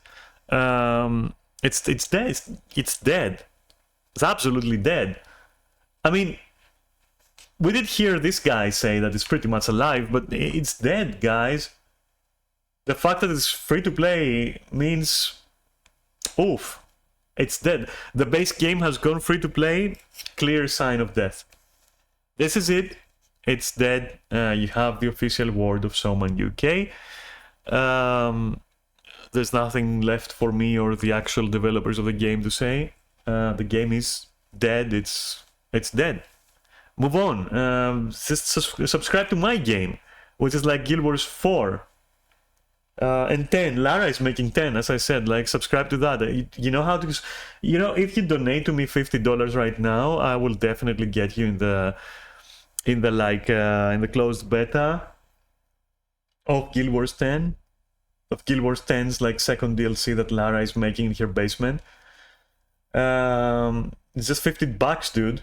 It's $50 because like I don't want it to be dead, because he said it, right? Someone said it. It's like if the base game is free to play, it's dead. Do I want Guild Wars 10 to appear dead? I don't. And if you give me $50, 25 go to fucking Lara over there. So that's like, you know, 2 people who get your money, not just 1 person who gets your money. Like, that's double, not dead. That's, you know, the maths work out. Okay, so yeah, it's a dead game. Like, listen, Guild Wars 2, it's done, it's out, it's dead. You can, like, I have videos on that thing where I explain to you how dead it is. You have no idea. Let me show you how dead it is. You don't even know. It's deader than like your ancestors. Okay, your ancient ancestors like are more alive than this. Let me show you. Where are my fucking videos here? So somewhere around like there, you see, Guild Wars 3 is out. Guild Wars 2 is dead. And people are quitting Guild Wars 2. If you watch these videos, you're doing two things. You're giving me more watch, more views, which, you know, that's necessary for the development of Guild Wars 10, second DLC. And also you will learn that Guild Wars 2 is dead, which, you know, obviously, I mean, I'm not like, man, fuck this shit. That guy is dumb. And I'm not gonna watch the rest of his video. Like, he's uninformed and dumb, I'm sorry. He has a few good points, but he's dumb as fuck and uninformed as fuck. So, yeah, good luck with that. Before we move on to, apparently, Guild Wars 2's biggest crisis, I'm gonna go and fill my vapor and refill my fucking stamina bar. Oh, man. Nike exclamation mark will tell us what Guild Wars 2 biggest crisis is in 9 minutes. Not longer. Just 9 minutes of awesomeness. I wanna be amazed. I wanna be entertained. I'll be right back.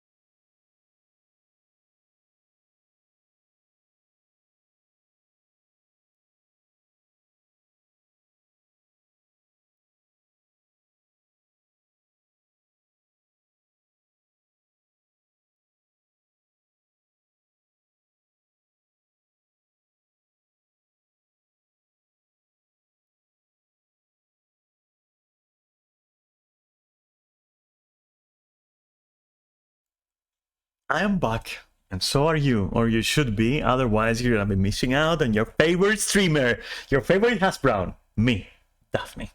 So, oh my god, what the fuck am I gonna hear here? Okay, let's see the greatest crisis that fucking Middle Earth has ever faced.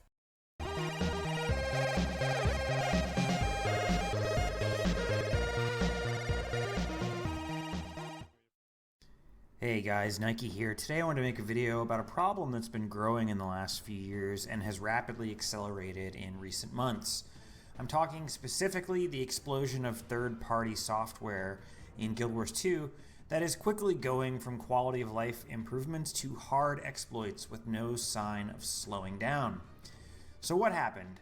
I suppose I should give a bit of a history lesson for people that don't recall. Way back in the day, there was a DPS meter called DDGM. It was the first sort of DLL-based meter that read game memory to make what was really a kind of a crude DPS meter. Initially, it didn't have really any features, and people kept it very under wraps and didn't talk about it publicly because there was a genuine fear of getting banned for using it. Now, fast forward to raids coming into the game with HOT. Now, most people are unaware, but there is a built-in DPS meter in the game client today, but it is currently disabled on the live client. It does exist on some test servers, but not in the live game. Mike O'Brien, continuing a tradition of making incredibly bad long-term choices for Guild Wars 2, decided not to release the inbuilt in-game DPS meter. But the need and the desire for a DPS meter once raids became the endgame content was so huge that people started to make extremely scuffed ones that didn't use memory reading, and then began to make even better ones that did use memory reading, like Arc DPS, GW2 Helper, and BGDM. And BGDM was essentially a reskin or addition to the base DDGM code with a few more features. They were so useful and so necessary to the game that players began using them openly on stream, and ANET didn't seem to have the stomach to ban them. And here is where ANET was forced to make what was a rather fateful choice. Rather than release their own DPS meter, they tacitly allowed any of the memory reading DPS meters that didn't cross certain exploit lines, with Arc DPS being the one that was most openly approved by ANET. For years thereafter, players have gotten more accustomed to using third-party software, and developers have gotten more comfortable making add-ons that solved basic QoL issues that, in theory, would have been better addressed by ANET doing it themselves. As time went on, both ANET and the players became used to this arrangement. However, recently we have hit an inflection point, in my opinion, with Blish HUD. Blish added several models that cross lines that ANET would have never approved of in 2015. When ANET said or did nothing about these very questionable models, more or less the floodgates were open. People began using somewhat openly other clearly illegal third-party software like Gear Inspect, botting / automation programs, and even things like fly hacking or teleport hacking in PvP. Unfortunately, ANET's response has been mostly silent. While a few people have been banned for the PvP stuff, and there is one large example of a streamer being banned for using automated crafting programs on stream, for the most part, everything else has flown under the radar, with the likely reason that it's because ANET can't really tell you're doing it without invasive spyware of the sort they've failed to implement in the past, and would only generate tons of false positives if they tried again. From ANET's perspective, the PR disaster of trying to enforce the rules simply isn't worth it. But now we have another PR disaster on our hands. People are releasing fully automated bots that play the game for you in Cirrus Legendary Challenge Mode. Perfect mechanical execution and perfect DPS rotation. This is as egregiously wrong as teleport hacking in PvP, and unfortunately, ANET has basically no way of stopping it. Now, why is that? And that is why you see so many people with Legendary Conqueror of Cerus titles, because half of them are doing that, and the other half are paying people who are doing that. Any attempt to stop it would mean generating a ton of false positives, because they have tacitly allowed certain other applications to do memory reading, and ANET doesn't have the ability to easily tell the difference between innocent Arc DPS users and illegal Cirrus LCM .dll users. Trying to ban the Cirrus botters or the PvP fly hackers would result in a bunch of innocent Arc DPS users being banned as well. But if ANET doesn't do something, the problem is going to get very, very bad. This is just the tip of the iceberg. It's not hard to see a point in the not very near future at all where botting is completely out of control in Guild Wars 2 and has an incredibly corrosive effect on the community. So, circling back, based on a harebrained Mike O'Brien 2014 decision, they've painted themselves into quite a corner. Now, what can they do about it? Well, the best answer isn't going to be a cheap one, but however, it is an investment, and it's quite possible that in the long run, the investment will be profitable for ANET. Simply put, what ANET needs to do is invest in a more robust API. The new API 2.0 should allow essentially for second-party DPS meters. Essentially, third-party developers using the first-party API data to create a DPS meter. They can also add a bunch of other stuff that other games have, like more detailed armories and leaderboards and stat tracking. Essentially, better versions of Guild Wars 2 efficiency, better versions of Wingman, and a DPS meter that's integrated into everything. And better kill-proof tracking, please. Because kill-proof me, KP me, is just such a chore to update and maintain every time you kill something, and you know, you keep the chest and then you go and refresh, and then in 50-50 it won't take into account the chest. And then people who watch your KP, when they ask for it, they go like, oh yeah, you just have legendary inside, but you haven't cleared any raids, which is impossible, by the way. And so, yeah, just if that's ever gonna happen, that they need a kill-proof tracker that is like far more reliable than what we have right now. I myself can't even access certain raids on LFG because people are asking for kill-proof, that while I can't prove that I have, because I won't go there and update my KP me after every single kill of every single daily, or every single CM that I do, or every single raid that I do. I'm not gonna do that. It's way too much trouble. Yeah. Anyway, but I have to say that I'm pleasantly surprised that this is actually a very informative video, and congratulations, Nike. I really like that. And it's a welcome change of pace from Soulman UK. And that's why I've been silent, because I've been nodding all along that, you know, this is a good video. Okay. All of this can be fan created, which means they just need to make it available in a more malleable form. Again, Guild Wars 2 efficiency does a great job with the API that's available now, but it could be a heck of a lot better if it had more robust features that were designed for sites like Guild Wars 2 efficiency in mind from the ground up.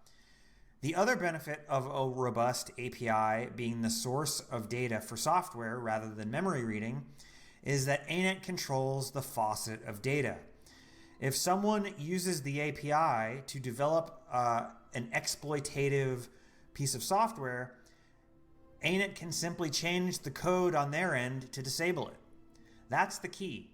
ANET would essentially get final say on all the software because they provide all the data for it.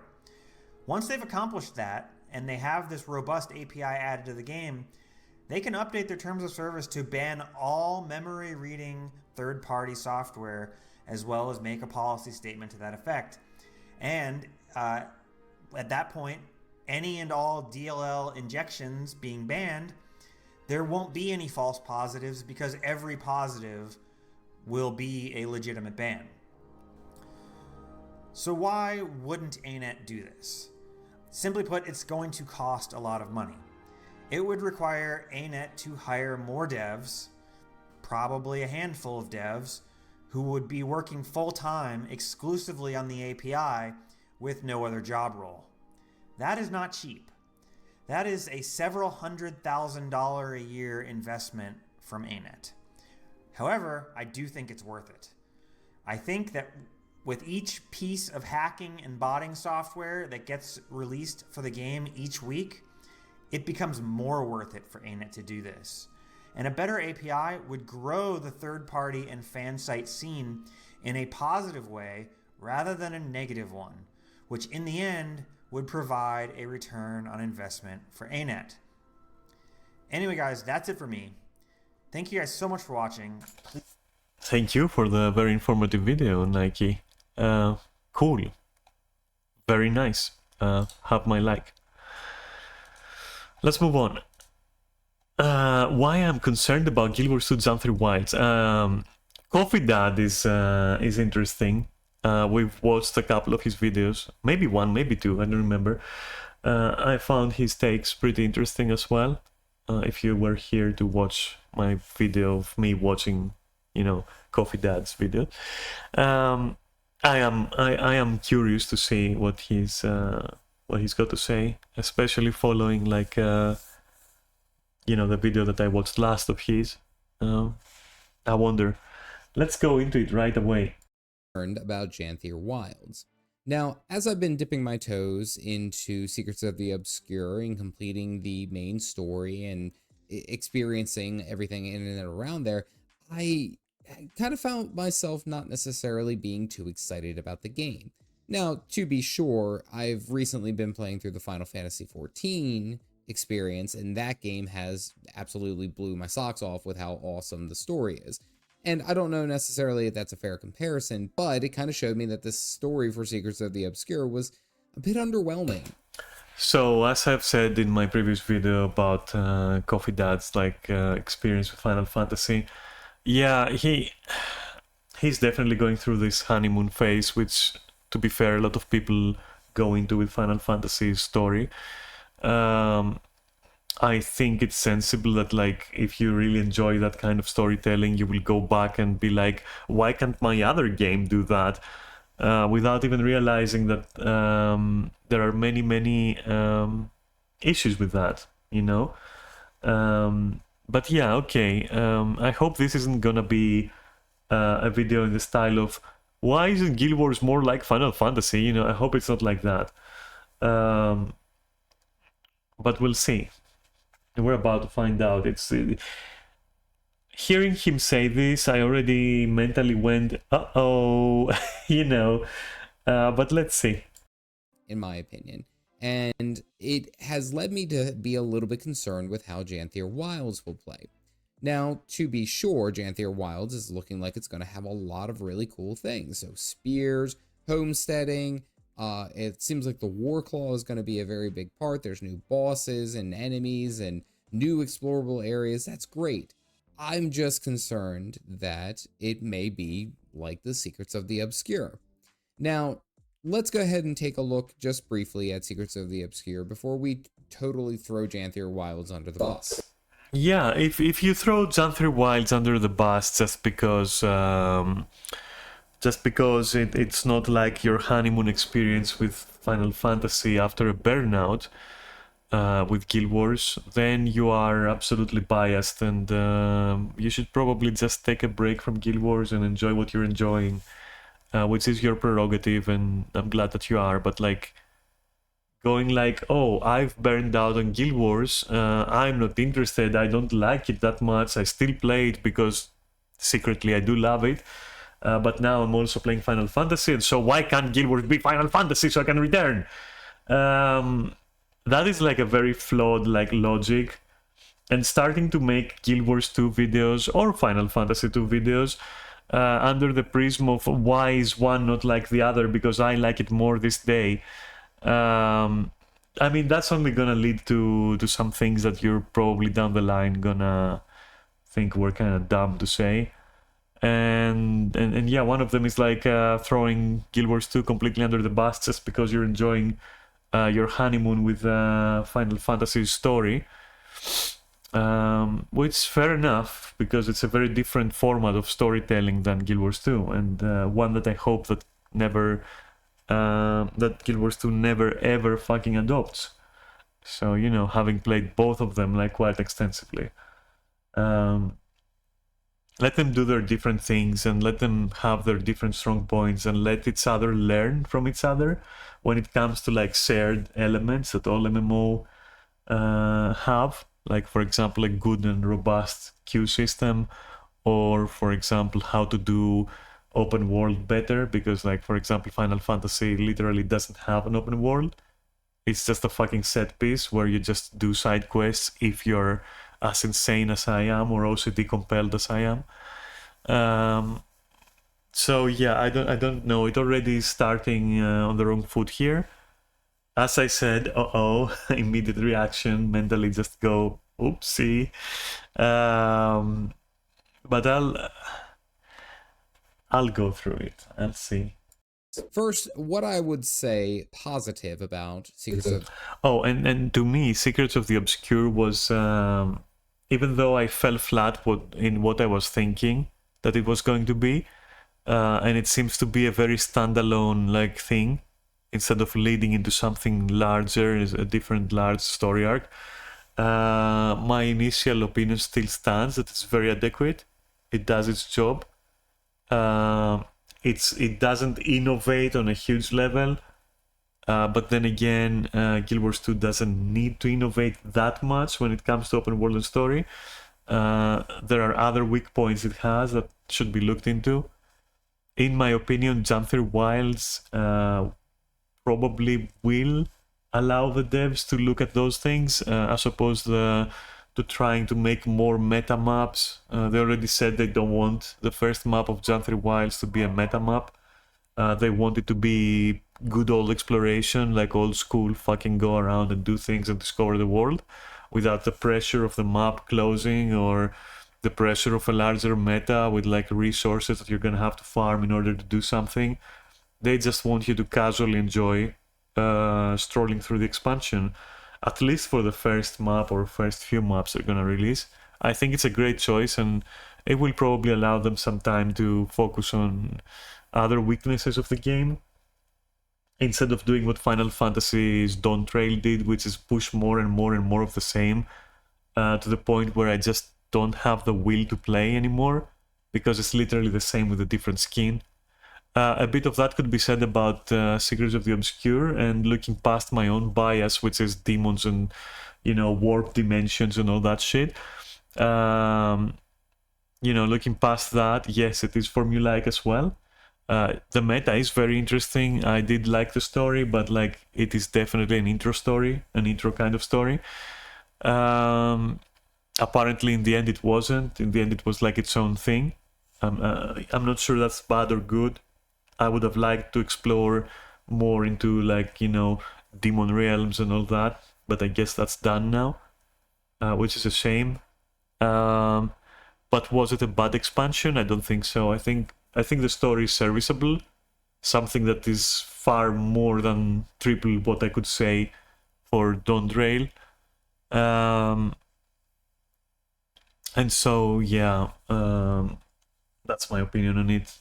It did the job, you know. It's experimental. It helped them measure a few things, and based on them, they've made some decisions. Like, for example, not going back to having every map being a meta map, for example. You know, they're learning and they're adjusting. This is the equivalent.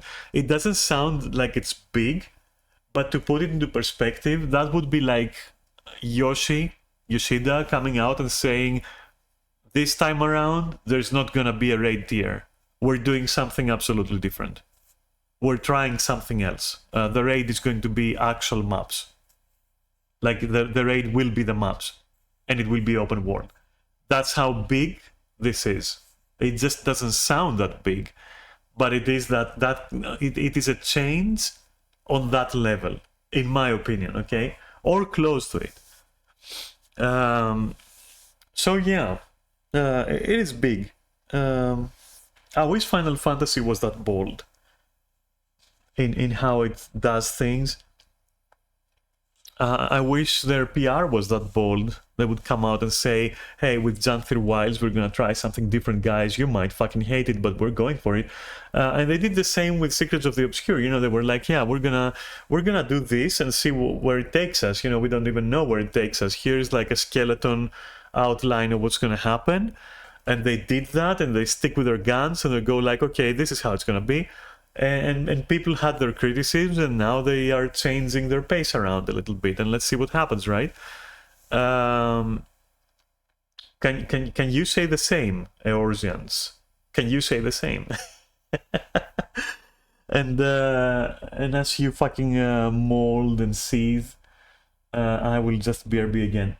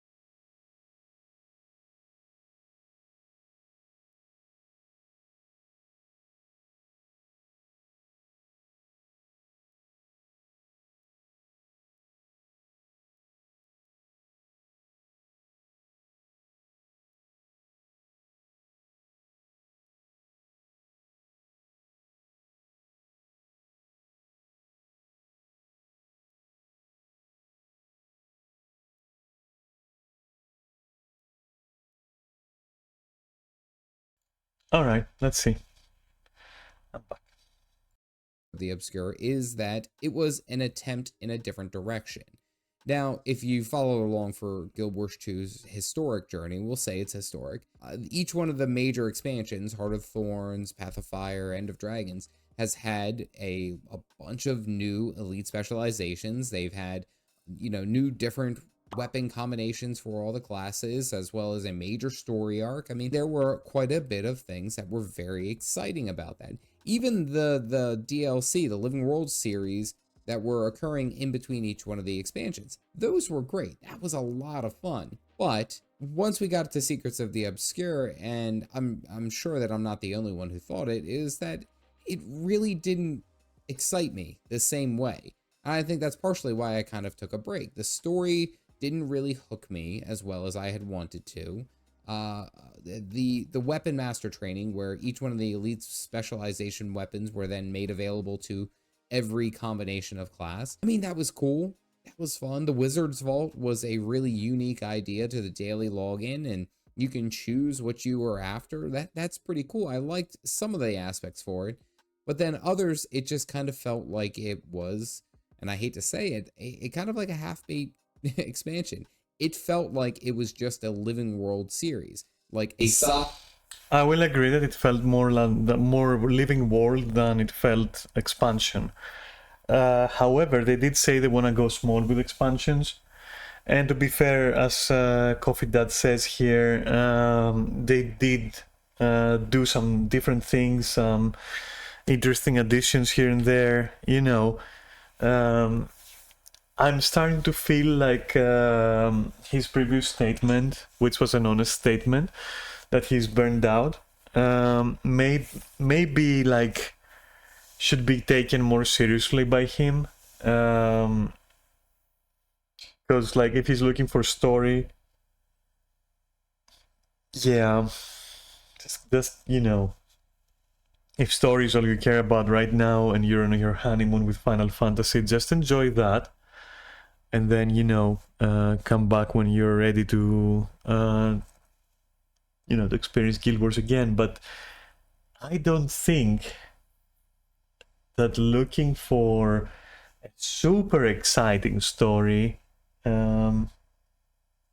is gonna be fruitful when it comes to Guild Wars 2, because as I've said myself, in general, it just works. It's just an adequate story. It's a typical adequate story. Just in the same way that like Final Fantasy is like just a mediocre anime that is just an anime. I mean, yeah, that's a story for real. It's just a typical anime story. It's nothing there, honestly, to be writing home about if you've ever read a book or watched an anime. And to an extent, the same stands for Guild Wars 2, even if I like it more because I like the theme more and the theme of the story in general more. I still will say that it is just an adequate story and it's nothing to write home about for sure. And its presentation is, the format of it is much different than Final Fantasy, because as much as I fault Final Fantasy for it, the fact that it loves itself so much and takes itself seriously so much will hook you up until a point, of course, unless you are like literally fucking brain dead. It will hook you and it will mentally make you feel as if you should be ready for like amazing things to come, not that thing, because they are playing it out a lot. Whereas Guild Wars is more like, this happened and you have to deal with it as the protagonist, and this is how it's going to affect you. It's a more grounded presentation. It's a more grounded style.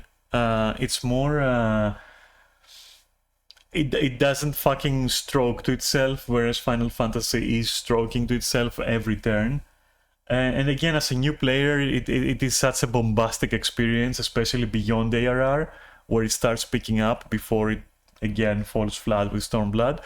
And then it also picks up with Shadowbringers again. You're like, it's like it's making you want to jerk it off for real. Is it really worth jerking off? No, it's not. But it does get presented in such a way that you will be fucking wowed. You're gonna be bamboozled for sure. And of course, you know, when someone overly loves something that they themselves have created, it does so, and it does have a positive side as well. And I'm being as generous as I can be with Final Fantasy right now, but I am trying. And so it will show, you know, it will look amazing on that first contact. You know, you're gonna get that first contact high, you know, which you don't get with Guild Wars 2 for sure. And all this to say is that, like, I think that Dad here is looking for Final Fantasy in Guild Wars 2. But for the better, in my opinion. Final Fantasy is not, Guild Wars 2 is not so enamored with itself as to present itself as something that it really isn't. So, you know, an amazing story. Sadly or not. Saga, so to speak. So like Ice Brood Saga. And that has me a little bit concerned with Janthier Wilds. Now, again, I say that this was ArenaNet stepping into a new direction, something, you know, novel into this universe that they have so precariously built. I get it, I do. I would just say that Janthier Wilds has an opportunity to essentially make amends for what Secrets of the Obscure did. I don't know necessarily if everyone was as excited about the expansion, about rifting, convergence. They don't have anything to make amends for. I think you're looking at the wrong game. If any of the two games, if any MMO right now makes me feel like they should fucking pay me back, I'm sorry to say that's like Final Fantasy to the fullest with Dawntrail, and then World of Warcraft, because like Dragonflight just lost me completely. And Dragonflight is the sole reason why I'm never gonna give World of Warcraft a chance again, because it burned me out permanently, I think. I might go back to World of Warcraft as a joke at one point, just to see my friends, just to, you know, subscribe for a month and be like, yay, you know, Gold Sire, where my ERP career started, you know, all that, blah, blah. It's nostalgia and sentimental value. And I might do that, but I'm perma-burned on it. And it's not something I would do more than once anyway. And Final Fantasy is about to be, sadly for me, it's about to go down the Warframe road. You know, even though Warframe is amazing recently, it just burned me out so hard back then, which was also my fault, that I cannot physically like play it anymore. And the thing is that Final Fantasy is doing that without my fucking input. It verges on having burned me out to a point where I don't ever want to physically fucking launch it anymore. And this time, in Final Fantasy's case, it feels like it's not gonna be me who burned out on it, but like the game just literally fucking combusting in front of my very eyes to a point where it's just a fucking husk and just ash, and I don't care about it. But this is less about me and Final Fantasy. I mean, who am I kidding? This is my stream, of course, about me, but in regards to what Coffee Dad is saying, I don't think there's any amends to be made. They did say from the beginning that, yeah, we're gonna try something new, which, to be fair, they have been trying quite a few times compared to, like, for example, World of Warcraft or Final Fantasy. I mean, to be fair, World of Warcraft has tried a lot of times to reinvent itself, I guess, kinda, throughout expansions, but they fail so hard that, like, in comparison, Guild Wars 2 is a fucking is a monumental success in, you know, as far as like games trying to invent stuff goes. But that's setting the bar very low, because World of Warcraft is fucking dog shit anyway. So all I'll say instead is, yeah, they have nothing to make amends for. They're experimenting. Let them fucking cook. It's not like Secrets of the Obscure was offensive in any way. It did the job. It's like some kind of like base from where they want to start, and then see where they want to go with it. You know, not with the story, but with like how they design quests, how they design like maps and all that shit. And yeah, it seems like they weren't lying, because again, they took like a massive decision to not have a meta, map as the first map of Chanter Wilds, so that at least shows that they are already kind of adapting things around.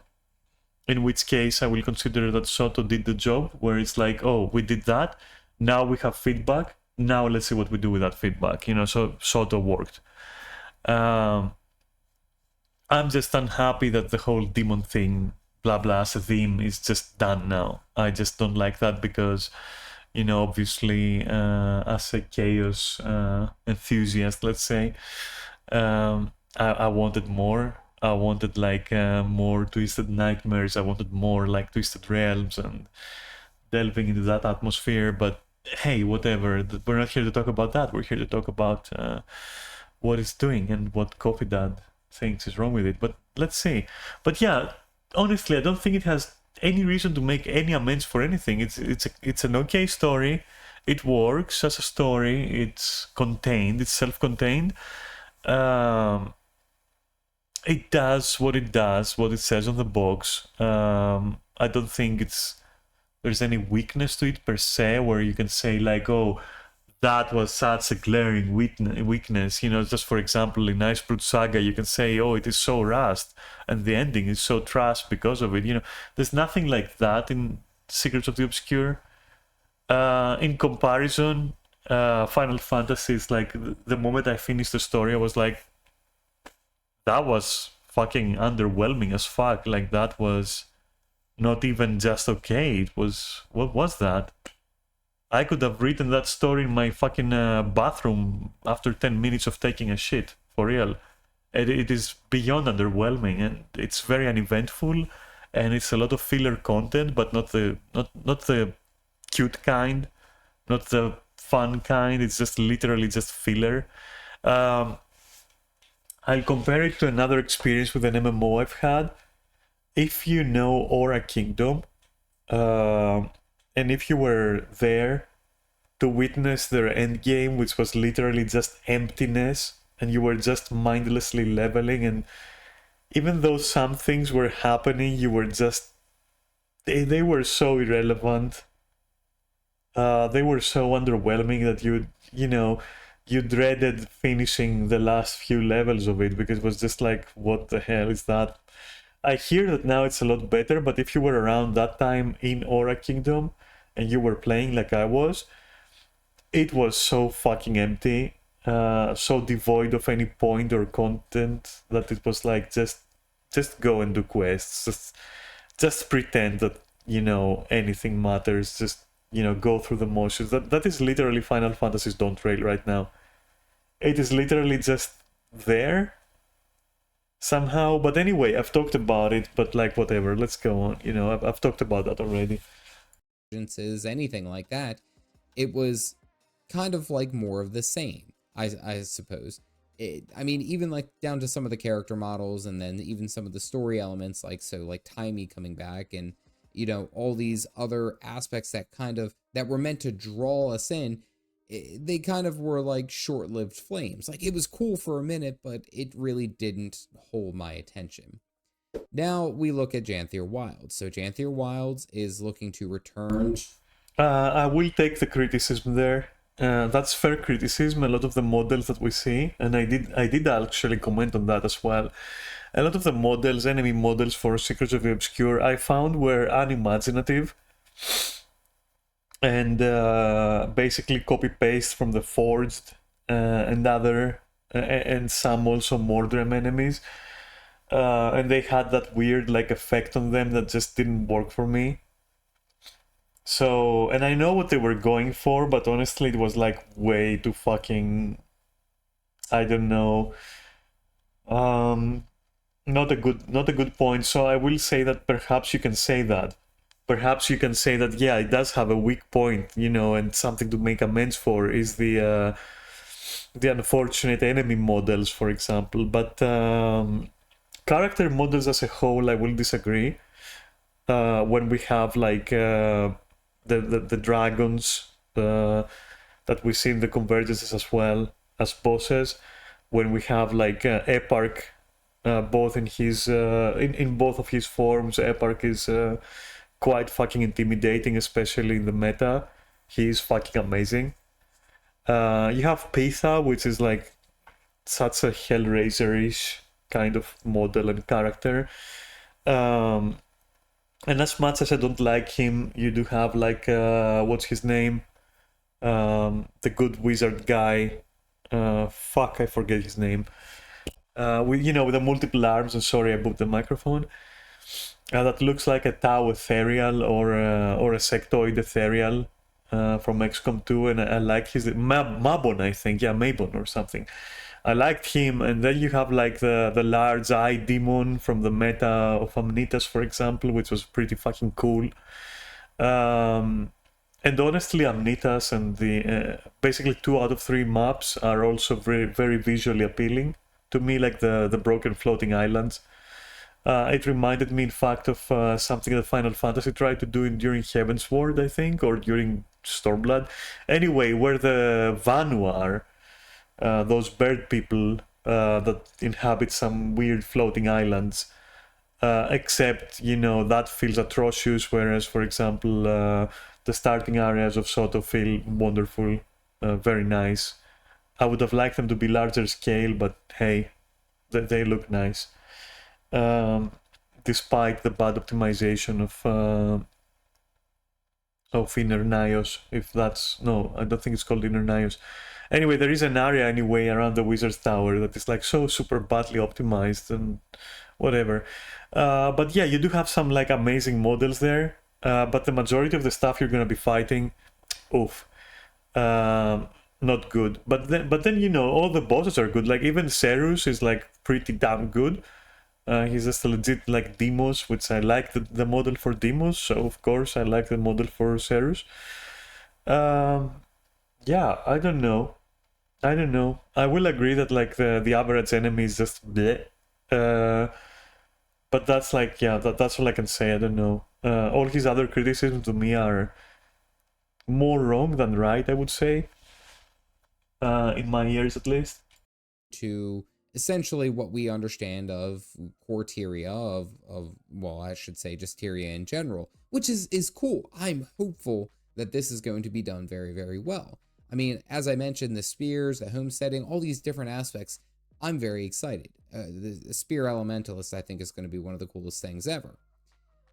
It does bring me just up to question, and what I will say about the expansion and what it could potentially be is that Secrets of the Obscure has kind of left a bit of a bad taste in many players' mouths.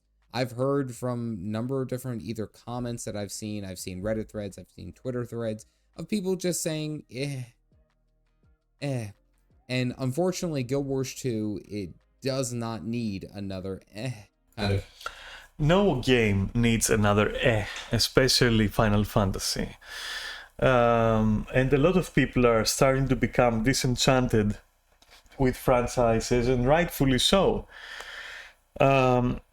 We're at a turning point where expressing our disillusionment with our favorite franchises and IPs and series is quite important for their future development. So yes, do express your criticism. We don't have to even agree, but do express it. But beyond that, I will say that something important that Soto does, so Secrets of the Obscure does, is that it actually detaches our main character from the role as the commander, which is a huge step in the right direction.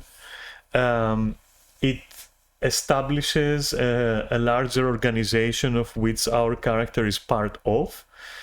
It establishes that our character is not the only hero around. And something even bigger, it establishes that there are other dimensions and other dangers lurking around Tyria, that aren't necessarily material. Unlike Final Fantasy, we just said, okay, basically there's other continents, and even though you've deleted gods from the fabric of reality itself, now big lizards and insects are going to prove a challenge because we said so. And the same fault can be attributed to World of Warcraft as well, with Dragonflight. So I think that of all these, Guild Wars 2, like Secrets of the Obscure, you can fault it as much as you want, but when it comes to what it does narratively and for your character and therefore yourself and your investment, is huge, and it's a bold move. And a good, like a step into the better direction out of all the ones that we've seen. And a quick like parenthesis here. I had like a very short conversation, but it was quite amusing with like Kaori about Final Fantasy's first part of the raid tier that they're releasing, which is in the form of like a, you know, fights in a Colosseum, right? Kind of in a futuristic Colosseum. And Kaori is like, Kaori, if you're listening to this, I'm sorry, but like I'm gonna like roast you a little bit. I'm sorry. But like Kaori is so enamored with Final Fantasy right now, so far absorbed that like they came to me and said, hey, it's like Tekken. It's like Tekken. You're fighting in arenas. And I'm like, dude, we've been fighting in arenas for years. All we've been doing is fighting in arenas. All that we've been doing could be seen as Tekken in that regard, which not at all, but you know, just going by the logic. Where, for example, with Pandemonium, right, you were just descending into the cells of Pandemonium and fighting the demons therein. I mean, where you're going down, whereas, for example, for Dawntrail, you're going up because it's a tower. You know, it's a little bit like, you know, when someone is like completely losing it over some game, when they start like literally saying things that aren't there, or interpreting things in such ways that are like, you really have to have a very fucking vivid imagination to see it like that, because there's nothing like Tekken in those fights. And yeah, I just thought it was funny that, like, you know, or for instance, Kaori wanted to show me a mount that they farmed, and I was like, it's just wings, dude, you know. And Kaori was just losing it in a sweet way. It was really cute, but like it was just wings. And I was like, okay. And you know, Kaori was then like, oh my god, and the way they've implemented procedural leaning when you lean with your mount, except it doesn't work in all directions, by the way. It feels so real. And I was like, have you used gliding in Guild Wars while you're using, for example, wings as your backpack skin? I don't know. Have you tried that? You know, and I found it cute. I mean, it's less a roast and more of like, you sweet summer child, you know, or how double standards work a little bit, you know, but not in a malicious way, but like, oh, Final Fantasy has wings, those are the best wings now, and no other game did it. Or Final Fantasy now has procedural leaning and mounts feel so good. Well, yeah, you know, there's, yeah. You know, and it was cute, and I thought I should mention it. And I feel like it goes to show that like a lot of people playing Final Fantasy right now are with that mindset, especially players who, you know, for whom this is their first expansion, which Kaori's is the first expansion, I believe. Yeah, they won't have that kind of like critical thinking, let's say, not to that degree anyway. Can that be true for Secrets of the Obscure? No, it can't. I don't think it can, because well, you know, they change things around too much every time for that to occur, and they don't seem to be aiming at the people who just arrived, and that's the point I was trying to make, that like Final Fantasy is resting on its rotten laurels, because they know that they can cycle in and out players at a steady pace, and guaranteed enough that they can keep pushing the same shit out, and it will look different to different people, and they can keep doing it, and they, you know, those people are gonna stay around for another 2 expansions. And then before it's time for them to get bored of it, there will be more new people. There, you know, whereas, for example, Guild Wars 2 can't afford that. And just as well, because that's what's pushing them to kind of like try and do things different. You know, they don't have any laurels to rest on. They have to reach that point first. I hope they never do in a way, because then they might get complacent, and I would hate that. Because they're in a bad spot right now to be complacent. They're in a good spot to be exploratory, but not in a good spot to be complacent. So yeah, not when you don't even have a functioning LFG system, right? So yeah, it's not their time yet, but Final Fantasy can afford to do that. They can afford to not give a shit about fucking quality of the stuff that they release. It's almost like One Piece, where at this point it is perpetual at this point. It is so huge that it literally can't stop from growing. It's insane. And that's when you know that at this point you become like a Nurgle demon, where you're just starting to consume yourself even, and you just don't care if you're eating your own pus-filled fucking your pustule-filled body. You're just consuming it in an eternal fashion, and I feel like that's what's happening with Final Fantasy at this point. But yeah, anyway, it's just interesting thoughts that I'm having while watching this guy talk. Of expansion. And what I think should also be said is that this is just a very early look. We have very little information other than the initial launch trailer and then a couple of posts. That's about it. We've, over the past couple of weeks, have seen... He's asking if it's gonna be enough. For the scope of the expansion that they're doing, it will be enough. Just like for Soto, it was enough to allow everyone to use different weapons. It was, you know, little things change, you know, with Soto, narratively. But here we're gonna have changes not just narratively, but also in the way that a certain mount works. You're gonna have housing. So for a small scale expansion of a small scale game that is meant to be a side game MMO for casuals, these are huge steps, you know. And in comparison, again, because I will always compare at this point, in this conversation at least, I will be comparing, in case you missed that, it is a hell of a lot more, you know, in analogy than what its competition is doing, right? What other MMOs, because they're not really its competition, but what other MMOs are doing. Like, Final Fantasy is so huge. It is so huge right now that it is inexcusable how little they're doing. It is inexcusable. It's literally just resting on their laurels. Literally. It's just inexcusable. They are so afraid of changing anything. It's crazy. Anyway, let's go. Some of the spear skills that the different classes are going to be able to use, which is awesome. And the animations look great. It looks really unique. I mean, there's a lot to be excited about in that regard. No, I don't agree. Some classes look okay with spears. I did a video on like spears. Some classes look okay, but then there are some that look so fucking dumb. I'm not gonna lie.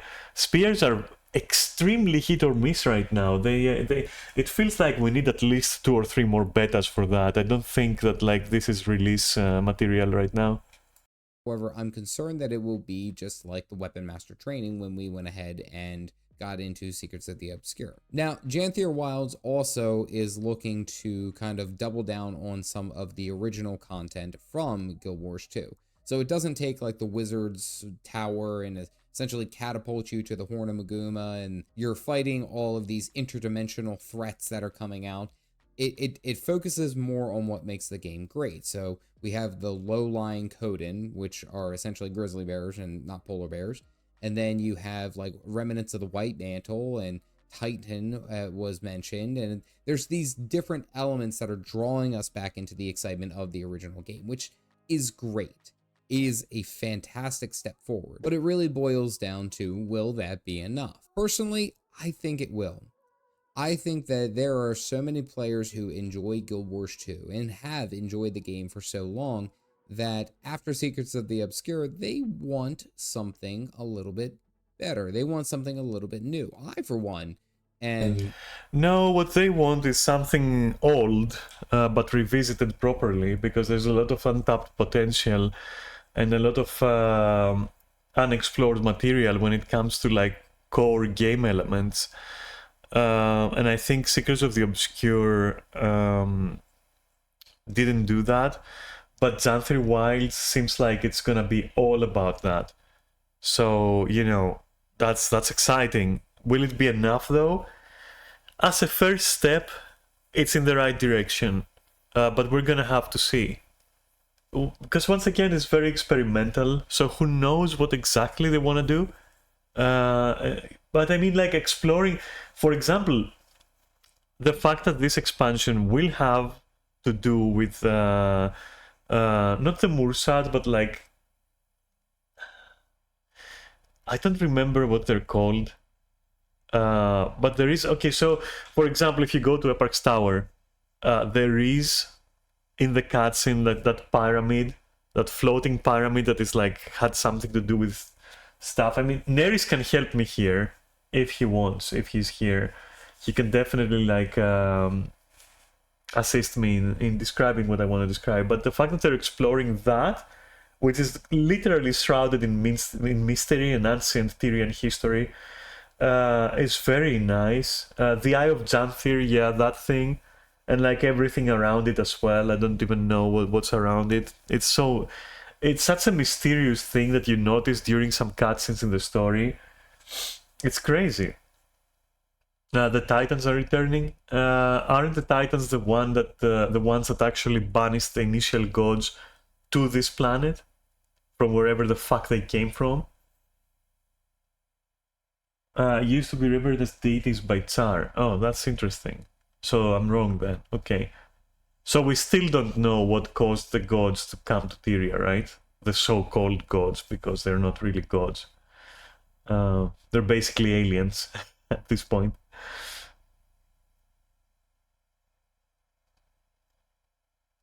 But the Titans are interesting. Never knew that they're returning. So yeah, again, it feels like if I remember correctly, they are of demonic origins. The Titans, that is. I see.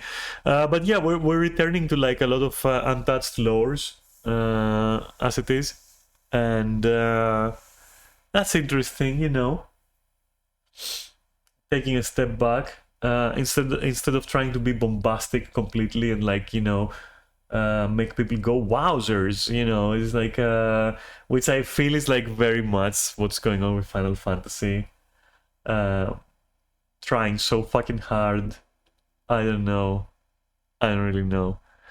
But yeah, let's go. A part of that same thought process. I love Guild Wars 2. I did, but it got down to some type of monotony style of work, especially doing stuff for the Wizard's Vault and Secrets of the Obscure, and I mean, like rifting and all that stuff. It really just felt incredibly repetitive. Again, granted that this is an MMO. I know.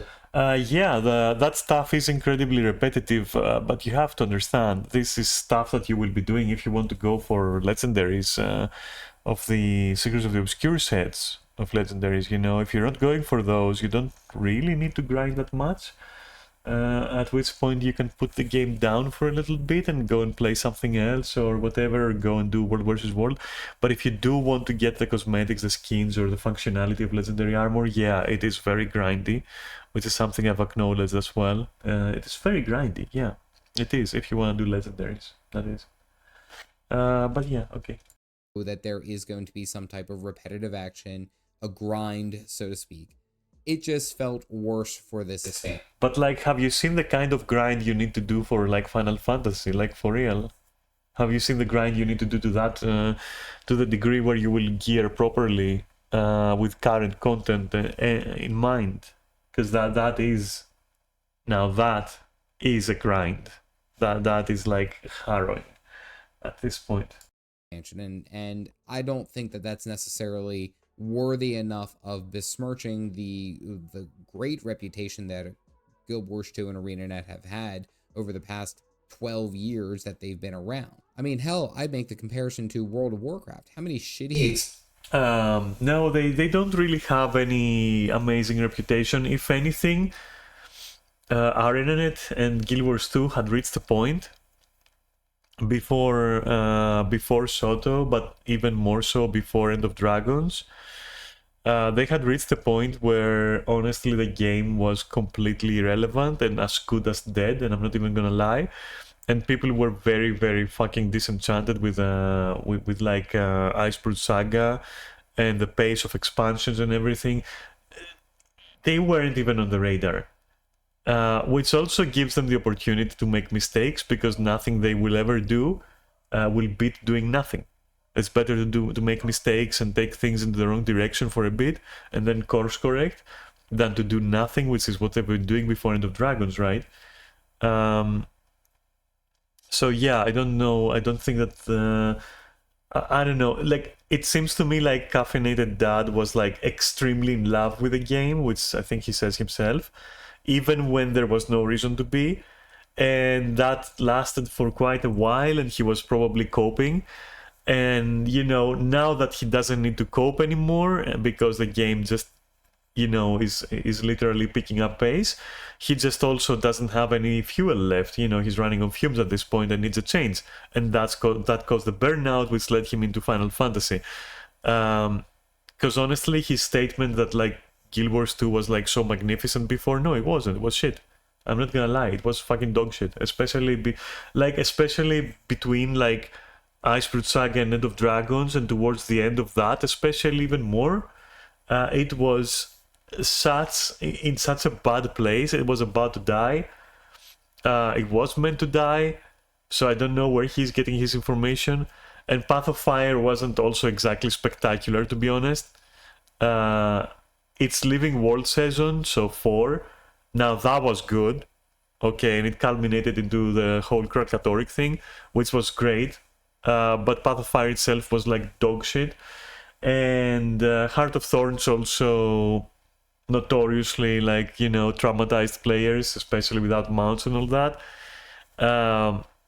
Which still you can't fault, because they did try, you know, vertical design. They did try fucked up maps that are literally like, it felt like you're fighting the environment, just like you're in the jungle. You know, wink wink, because that's what they were going for. Not that it's necessarily good to frustrate your players that much, but like, for real, it did the job. Like, you want to feel like you're in the jungle and it's like completely everything is against you and it's like literally ripping you apart and like gnawing at your fucking sanity. Yeah, you got it with Heart of Thorns. And going back with mounts, it's actually a very pleasant map design. I still get lost in Tangled Depths, but like, hey, you know, cool. But to bring it back in, though, to the point, I don't think that he's correct. I think that Guild Wars 2 was in a very, very, very bad place. And especially because, you know, at the time, World of Warcraft and Final Fantasy were fucking rocking it. It was also having a harder time, and other single-player games were coming out that were far more interesting. It was in a very bad place, and you know, it sucks that your burnout hits just as Guild Wars 2 seems about to peak. It sucks that your burnout is leading you to another game, and now you're trying to fucking cope and come back. But it doesn't suck that you can come back and still play Final Fantasy. And you can wait, because like there is no fear of missing out with Guild Wars 2, and there is, you know, permanence in your gear stats and permanence in your equipment and relevance to your character, so you don't need to sweat it, you know, just enjoy Final Fantasy for now. It's exactly what I was saying, like, in my imaginary monologue towards Caffeinated Dad, because obviously we're not talking and this is not him live, but yeah, in my previous imaginary monologue towards his points, I said the same. You don't have to return yet. You don't have to remember it with, you know, rose-tinted glasses, because it has been rough. Okay? Just enjoy what you're doing, and when you come back, maybe you'll be pleasantly surprised, and maybe not. And Final Fantasy will be there to take you in, right? And that's okay. You know, it's okay to move from one game to another. It's okay to move temporarily. It's okay to move permanently. It's fine. It's good. But when it comes to criticizing, I think that your views are compromised by nostalgia for things that weren't there, and yearning for things you think are there with Final Fantasy. But let's continue. Expansions did they have, and players still play it. I mean, it does, you have to offer some grace, especially when they're trying something new. And I guess that's why I'm not going to be super duper harsh. I am just going to be cautiously excited, cautiously optimistic about Guild Wars 2 Janthier Wilds. Just because of the aspects that's coming in, just because I understand where the elements of this expansion is going to be. There's a lot of things to be excited about. Now I ask you, are you excited about Janthier Wilds? No, I'm not. I'm excited about the things it's going to introduce to Guild Wars, but not about Xanther itself. And I think that's what they're trying to do.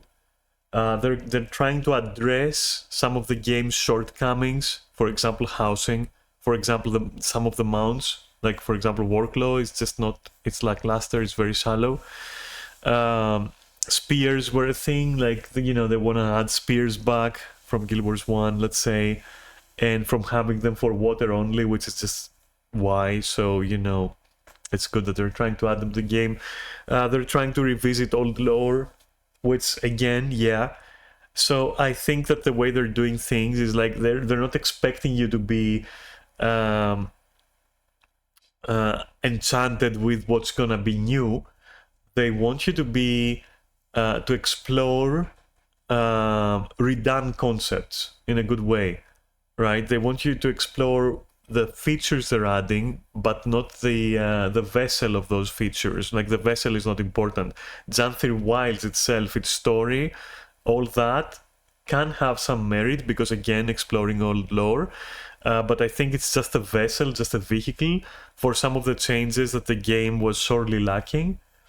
So while I'm not excited about Xanthier Wilds itself, in and on itself, I'm excited about the concepts it brings, like the functions it brings, right? So to give you an example, if the next expansion is all about fixing the queue system and the LFG and all that, right? If the next expansion was about fights scaling to the amount of players, changing how scaling works, changing this, I would be excited for those changes, in the same sense that you would be excited to beta test them. But not about the expansion. Like, the expansion is just a dressing, right?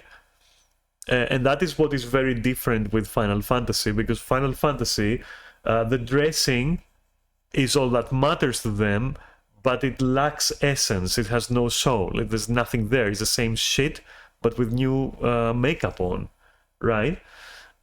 So yeah, I am excited for that. I'm excited that they're actually trying to experiment. They're trying to change things. They're trying to address things.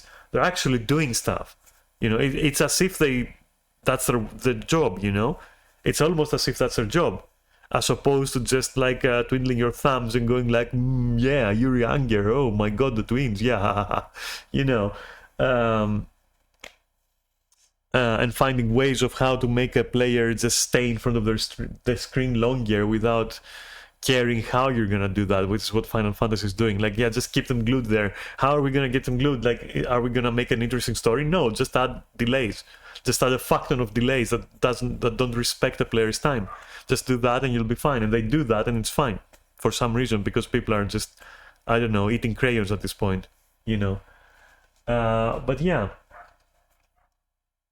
So that's the video, and thank you, Caffeinated Dad, for your opinion as well. It's a nicely presented opinion, and I find it interesting, and at least it has merit, and it is valid. It raises valid concerns, and I liked watching it.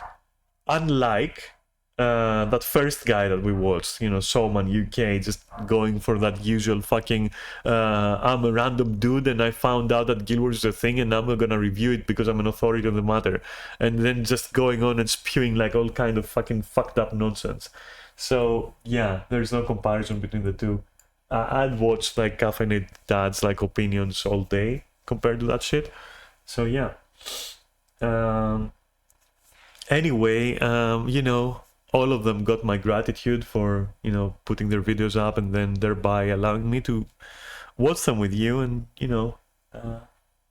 present my own opinion. So yeah.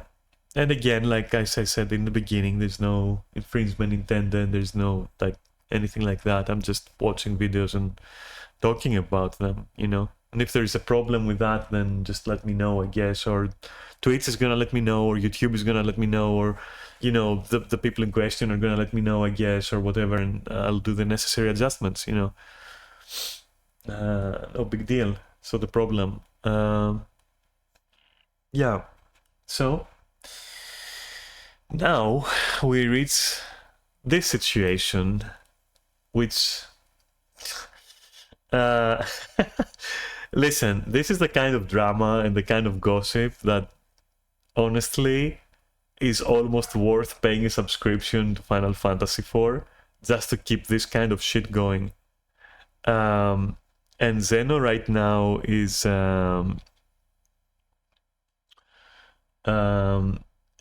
generating content like that at a pace that I find agreeable. Honestly, there's nothing I take seriously about Final Fantasy, unlike with Guild Wars 2 development. It's a shit show, and the only thing that I'm interested in is the gossip, is the latest tea, and Zeno brings the tea, alright? Or even causes the tea to spill, so I'm in for that. So when I saw that like players are mad at him for skipping a cutscene, you know my own experiences with that, right? I've said them before, so I'm in for that. I want to watch it, and then you know him talking 40 minutes about like how the new Dawn Trail raid is an anime tournament arc.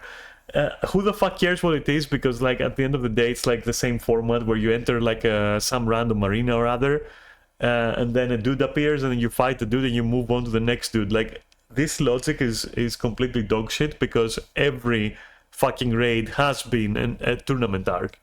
Every single raid, you just go in there and you fight 12 guys, all locked up in the same fucking public bathroom, and you just invade, kill them, and move on to the next stall. Like literally, I don't understand why people are thinking this is new. I guess I'll be fair and say that yes, they do capitalize on the format in the sense that like this time they admit it. It's literally just arenas with a guy in there which you have to beat. Instead of pretending it's some overarching story of crazy importance or something, no, it's just a fucking tournament arc.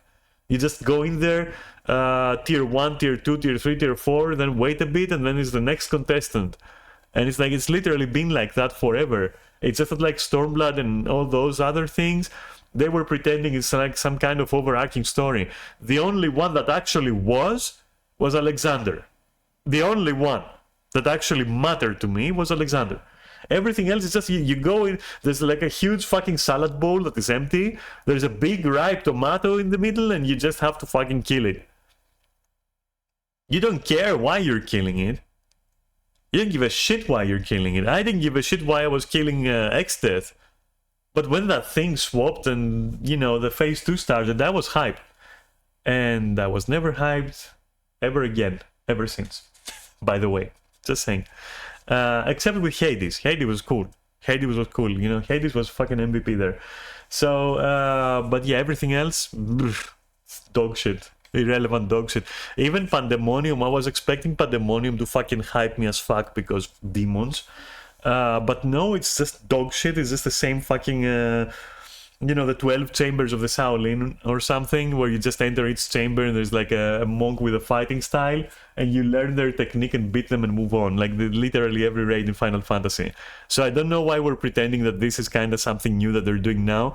Narratively, it may be new in the sense that they're acknowledging that their fights is basically just fights for the sake of fighting and nothing else. So yeah, I guess you can, that's a positive, right?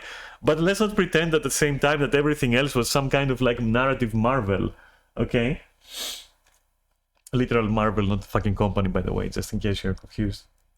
I don't know why I think you would be confused, but you know, then again, crayon eaters are everywhere, so I just have to fucking clarify that. But like, you're smart because you're watching me, so maybe the clarification was unnecessary. But like, no, for real, the 40 minutes of that, yeah, why? And all I see is again just like floating ladies. I'm not even gonna click on that because like all I see is again floating ladies fucking everywhere. Final Fantasy, just you enter a fucking box or a circle, okay? And in there's gonna be a floating lady. And that's who you're fighting. Every single fucking time. It's disgusting.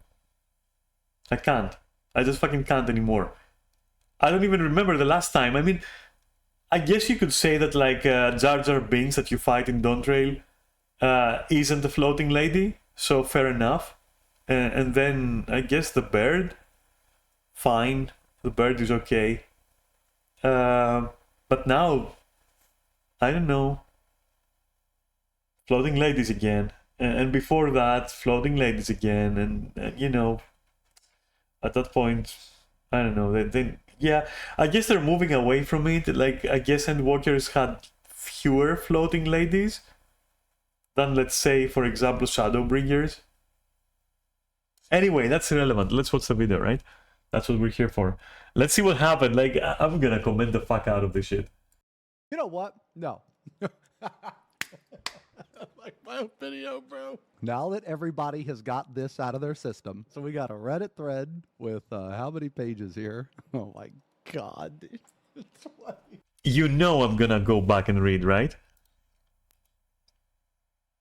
Zeno proving he's toxic. Whatever, you people will follow him even if he blows up a hospital. What? What? Okay, I guess. Always the same. Big guy loses touch with game community in reality. He goes over the edge. He's lost it. Zeno, you're losing it. You were meant to save us, not skip the cuts.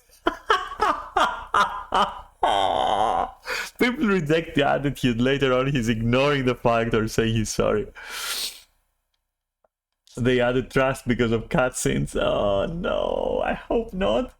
I hope not. Not the trust system is the worst thing that ever happened to Final Fantasy. The trust system is how not to do AI.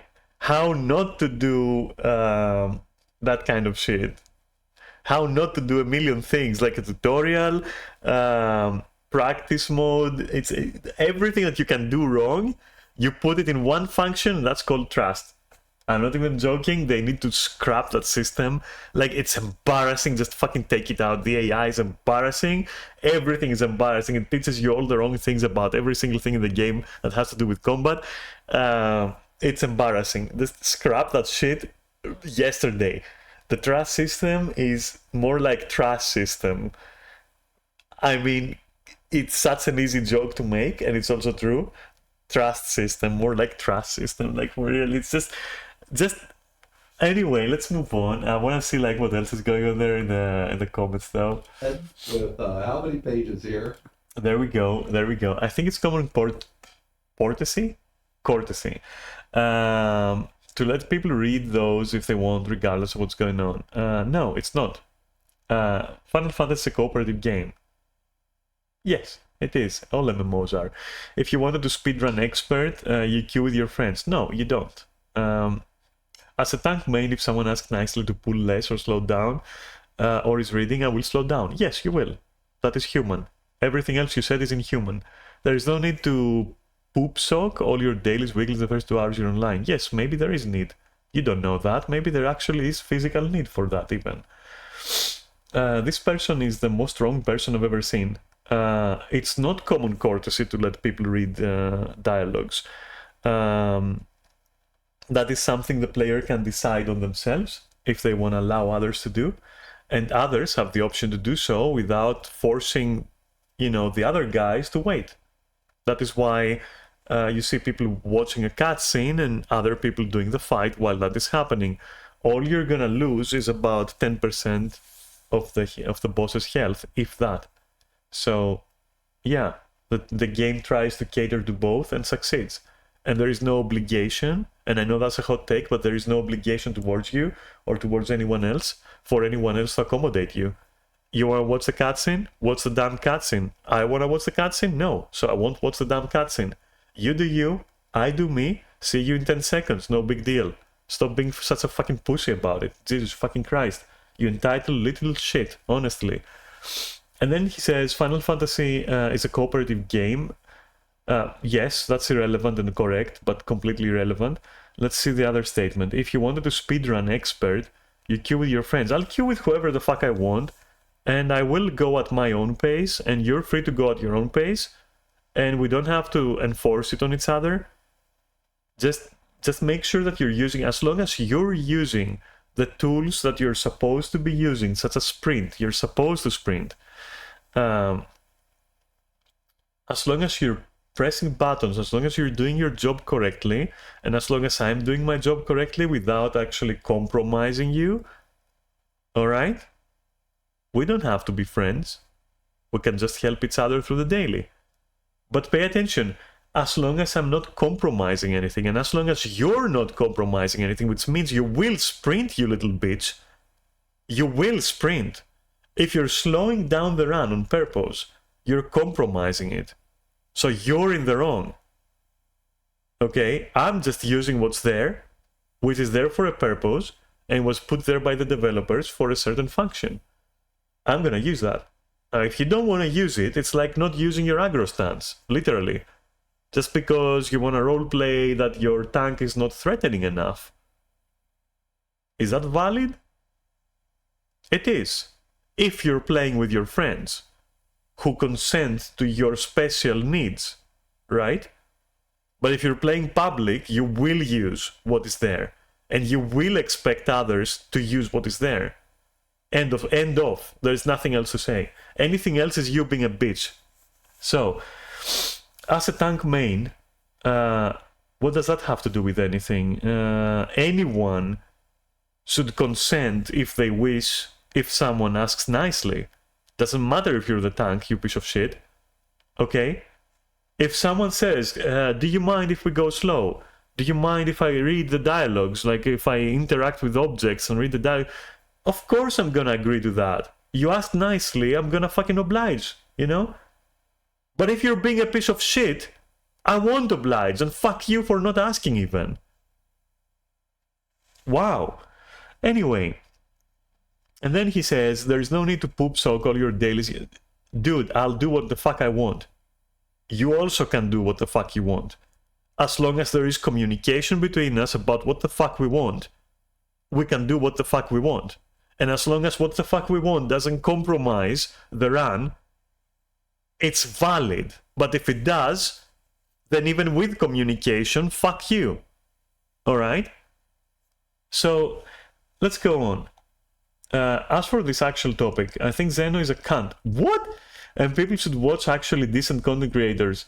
But there are no decent XIV. Okay, I agree with that. I agree with that. Except me, of course. I am peak XIV content creator. If you want proof, just check my channel. Selfless plug. That's you know. Isn't that good content? You know what? Okay, fine. Maybe I'm not a good content creator. I think Zeno is a cunt. Okay, but why? Anyway, that being said, watching the clip in question, Zeno was kind of autopiloting. Yes, that's like common when you play Final Fantasy. He didn't blow up on his party members until they blew up on him first. So how is he a cunt? How is he a cunt?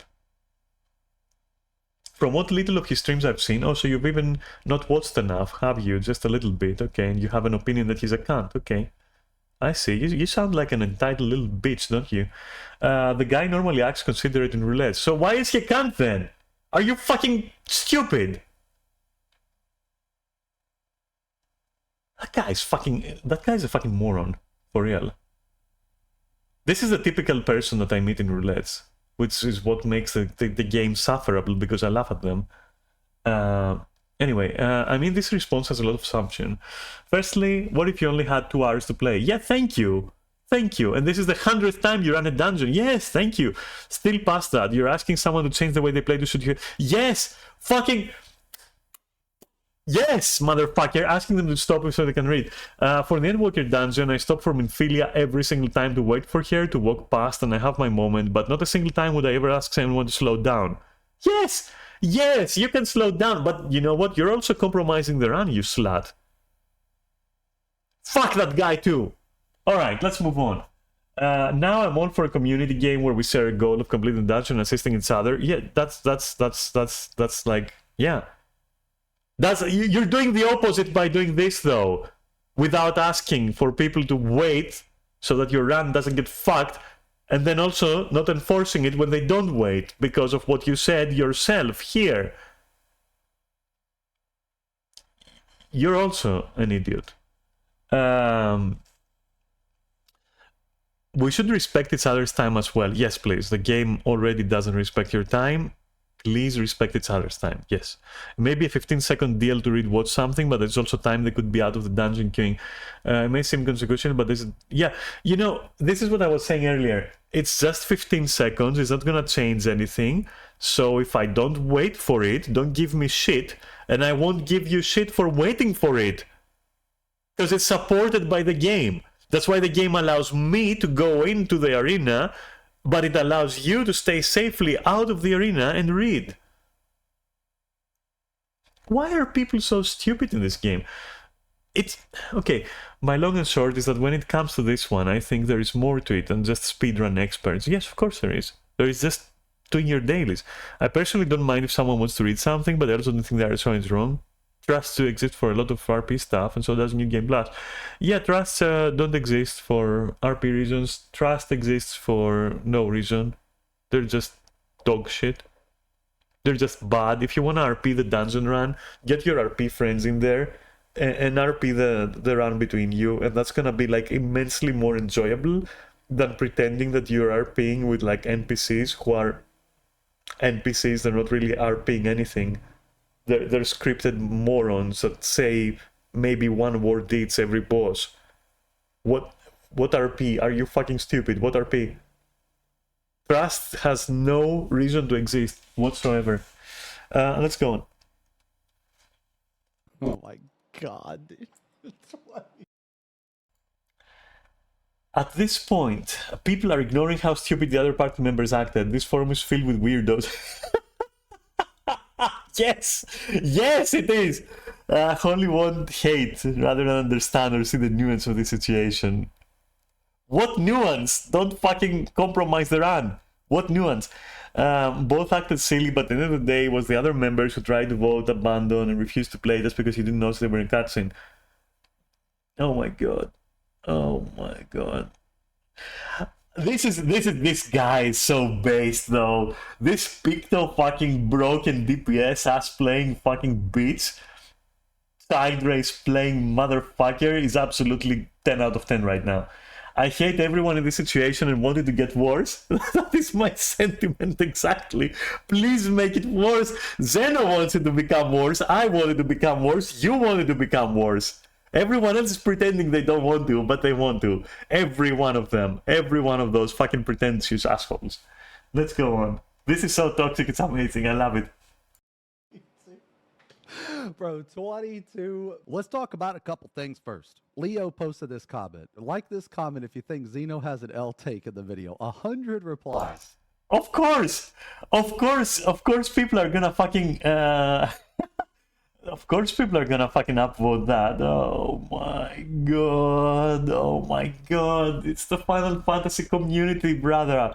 Brava! You have to understand. The people you're trying to cater to, you have to understand. They're not your friends. Never been. They've never been. Okay? Like this comment. Yo, 3 fucking replies, bro. Heart. Heart. Heart.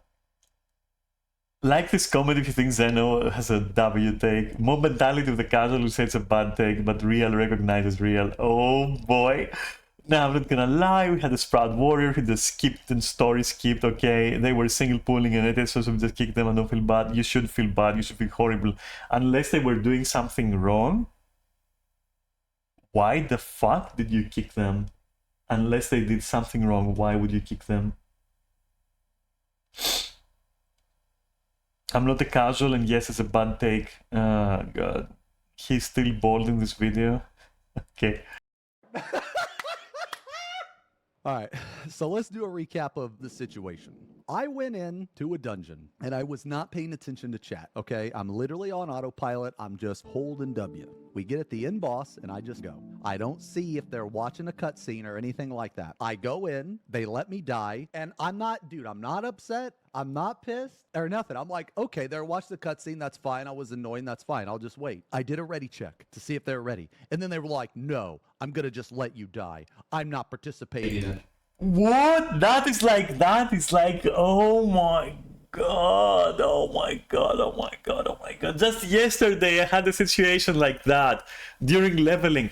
Just fucking yesterday. This guy, Zeno, is making a fortune right now in terms of views and reactions and everything for going once or twice what I've been going on fucking daily.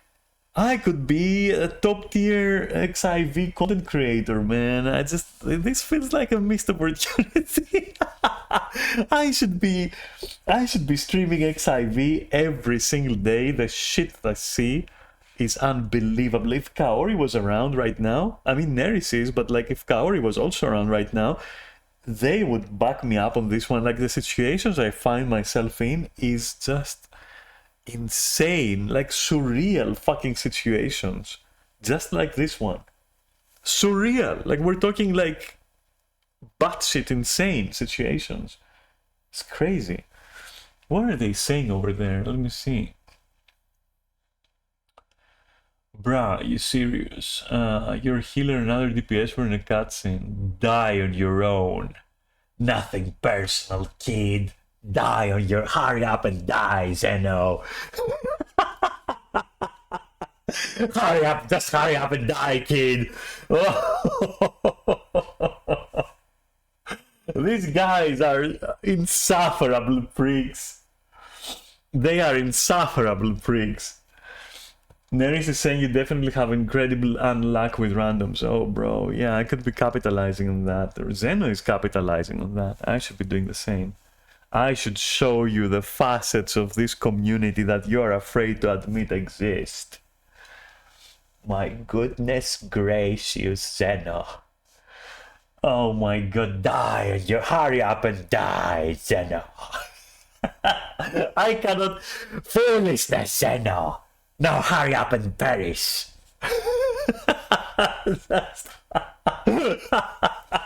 Come on. Come the fuck on!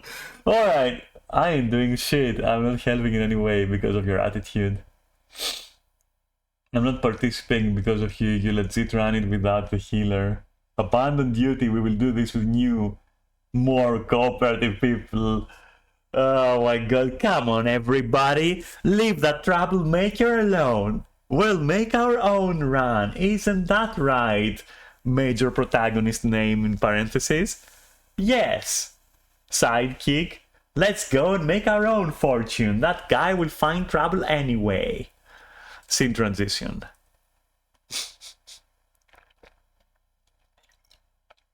Jesus fucking Christ. People who play this game are amazingly stupid. They are amusingly and amazingly, like, literally fucking dumb as fuck. Alright, let's move on. Let's move on. This, you need to be more courteous. Die on your own! Hurry up and die! Like, bro, I'm not paying attention to party chat, man. You know what? Nah. What's that dungeon called? I want to watch the cutscene. He's tripling down. Okay, look, I'm a gunbreaker main, okay? Double down is what I do. So thank you, Magic Bomb, for putting this cutscene on YouTube for me to watch. Okay, so let's watch this cutscene. Okay, here we go, here we go. This is the legend. Nothing personal, Zeno. Just hurry up and die now. I can't do legendary cutscene that was so fucking good, okay? This cutscene was so good that I got 3.1. Dude, I don't even have this likes on a video, bro. I've never seen this many thumbs up or down before in my life. So let's see what this whole cutscene is. This better be the most insane experience. Foolishness, Zeno! Hurry up and die now, fool! I cannot. I just like that. The fact that someone, this is like literally and ironically telling someone nothing personal, kid, and just teleports behind you. You know, it's literally like, oh my god, it's so cringe. I love it. It is so cringe. Like people are so cringe in Final Fantasy. Oh my god, hurry up and die now. Of my life. Okay? Here we go.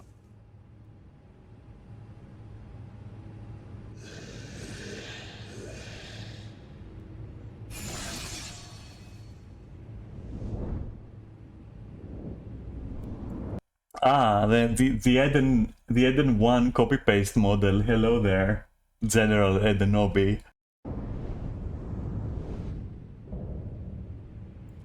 Ironically called innovation success.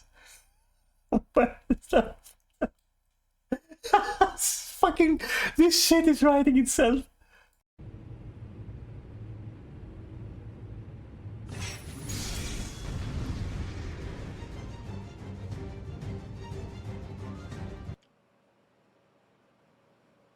That was it. You know what that cutscene reminds me of? But that's every cutscene, Zeno. That is, darling, that is every cutscene in Final Fantasy. Every single one is stroking, relentlessly, fucking incessantly stroking to everything that happens on screen.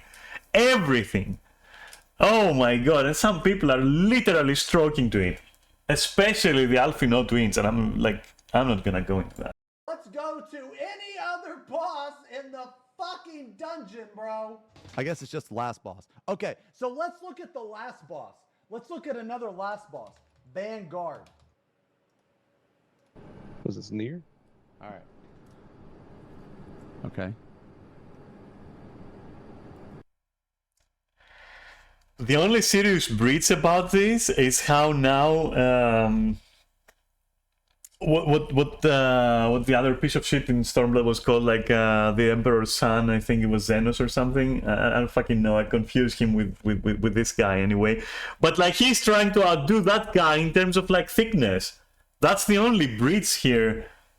And yeah, it should end because this guy in reality doesn't even have a fucking ass because he's a snake or something. He transforms. Okay. His mallet is also a breach.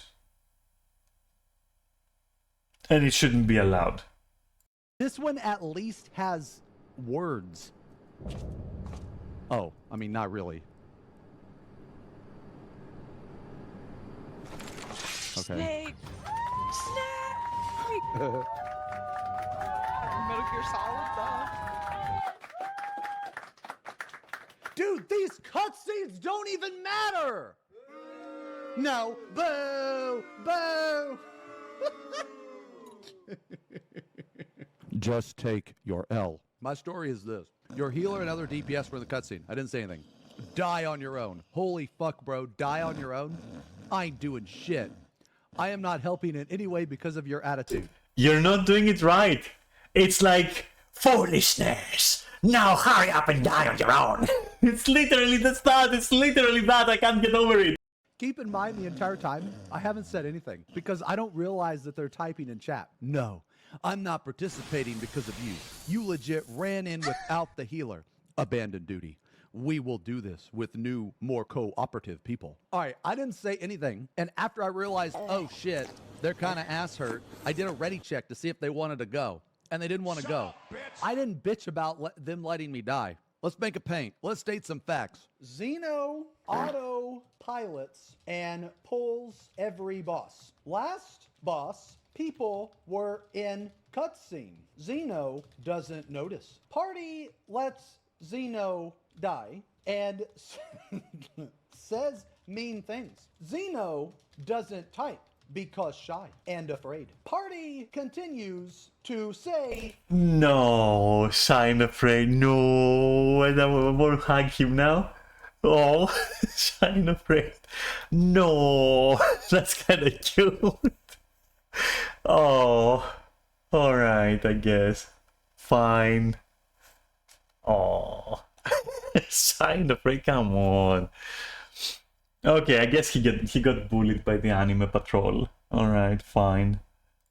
Mean things and refuses to participate. Here, hold on. No, we got Zeno dies, but does not get upset. Zeno ready checks to make sure everyone is ready. Yeah, this thing about getting upset, like, okay, so if you are knowingly doing whatever you can to optimize the run, and you're knowingly like sprinting all the time and not waiting for people because, of course, that's your prerogative, right? Even when you die, yeah, you know, don't be an asshole about it. Just apologize. Just go like, oh, damn, you know, I thought I had it. I'm sorry. You know, that's fine. That's really fine. So, of course you shouldn't get upset. Like, nobody should get upset, honestly. Most of all, obviously, the other people. So, yeah. These are obvious things that I shouldn't have to point out. Ready. Okay. Party then vote abandoned. Instead of trying to understand, Zeno was not paying attention to chat. So that's my side. This is the mean party side. Party watches cutscene. They get upset because Zeno pulled. They refuse to help him during the fight. He dies. After Zeno dies, they begin to say mean things and refuse to participate. They decline the ready check. They vote abandon and continue to say mean things. Okay, look, this is what happened. Not one time throughout this entire time have I ever been like, you know what? I'm upset that they let me die. Not one time. That's the punishment. If you run in as a Dark Knight and the healer is in the cutscene, you're probably gonna die. Are we really milking this still? Bro, have you seen the engagement? I'm gonna lay some facts up. You will milk it. Dude, you will fucking milk it. At this point, I would be mad if he stopped milking this. Because even I am like suckling on that tit right now. Like there is, you know, like occupying like the most of them. You know, just going like, you know, just that cow is fat, and I've got a side tit there, and I'm going like, yummy. So don't stop, please don't stop, because if he stops doing that, I'll stop having gossip, you know, Final Fantasy gossip. So please, by all means, help yourself to, how many tits does a cow have? Who the fuck knows? Help yourself to like the majority. Just leave me one or two, and I'll be milking as well, like on the side, and then we can also like milk each other as well potentially. Which, unironically, I guess at this point, I'm kind of doing that. So yeah, let's just. Why would he stop? Are you insane? Why would he stop? This is pure comedy gold. First of all, second of all, it's, you know, it's good that someone, parenthesis else, is calling people out. Why would you stop? For real. The most you can ask, not the best. The most you can ask is that he uses this in a non comedic way to maybe take it seriously. Which again, that's gonna damage your brain if you try to do that, because none of this should be taken seriously, especially these people. Who are causing this, you know, drama, or you know, engaging that behavior against Zeno. But like, you, at most, what you could ask is that he takes it seriously and addresses it in a serious manner. I guess that's. But that wouldn't be fun, would it? And besides, I mean, what would the point be? Because this kind of people just would never listen anyway. So yeah, milk on, you know. Milk it, milk all of it, for fuck's sake, all of it. And I will also be side milking.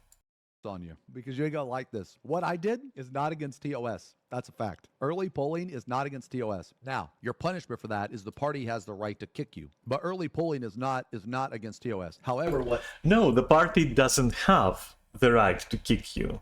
They have the option to, but would they be in the right? No, they wouldn't.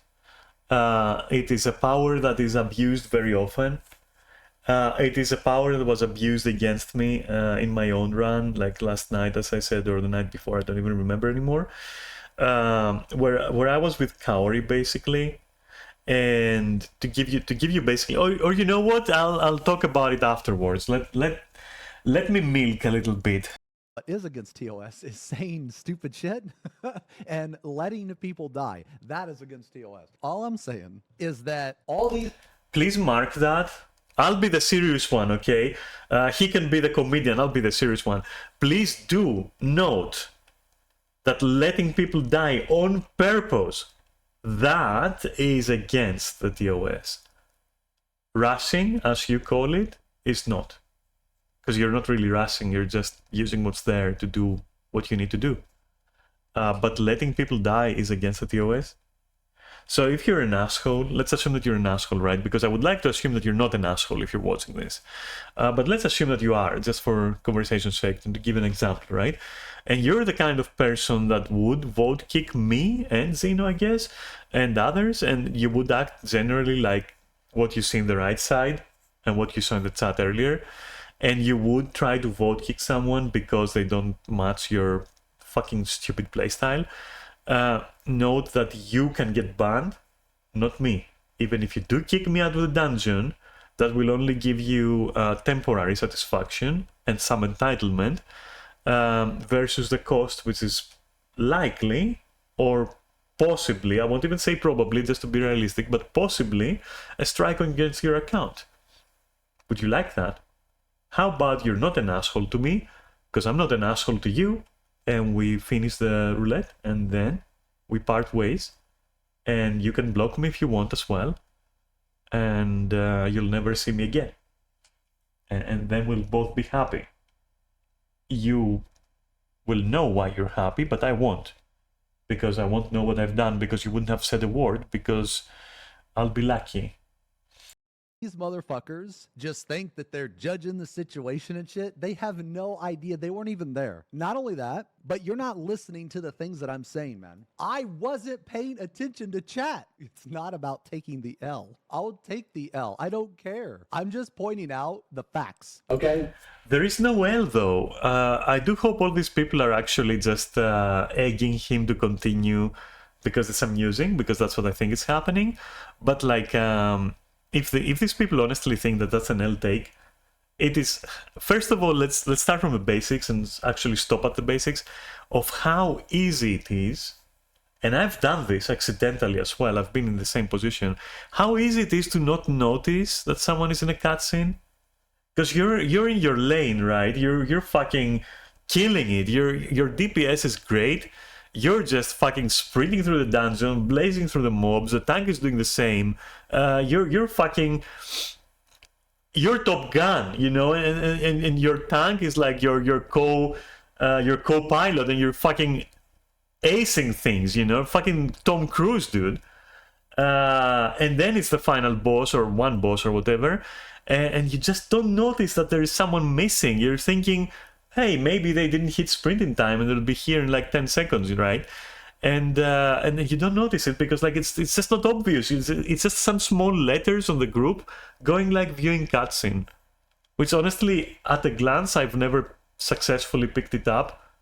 Or rather, let's say I've picked it up successfully that they are in a cutscene less times than I've not. So it's like, I don't know if it's an L take. I'm not sure it's an L take. And did the person from the start say, hey, I'm new, I'll be watching cutscenes? Did the person say that? Because again, it's the 100th time this guy runs it, you know, Zeno, whatever. It's easy to assume that, like, who the fuck cares about those cutscenes? As he indicated, it's just a fucking silly camera pan, right? It's so easy to fucking not pay attention to that shit. There is no L take. The only L take is their take.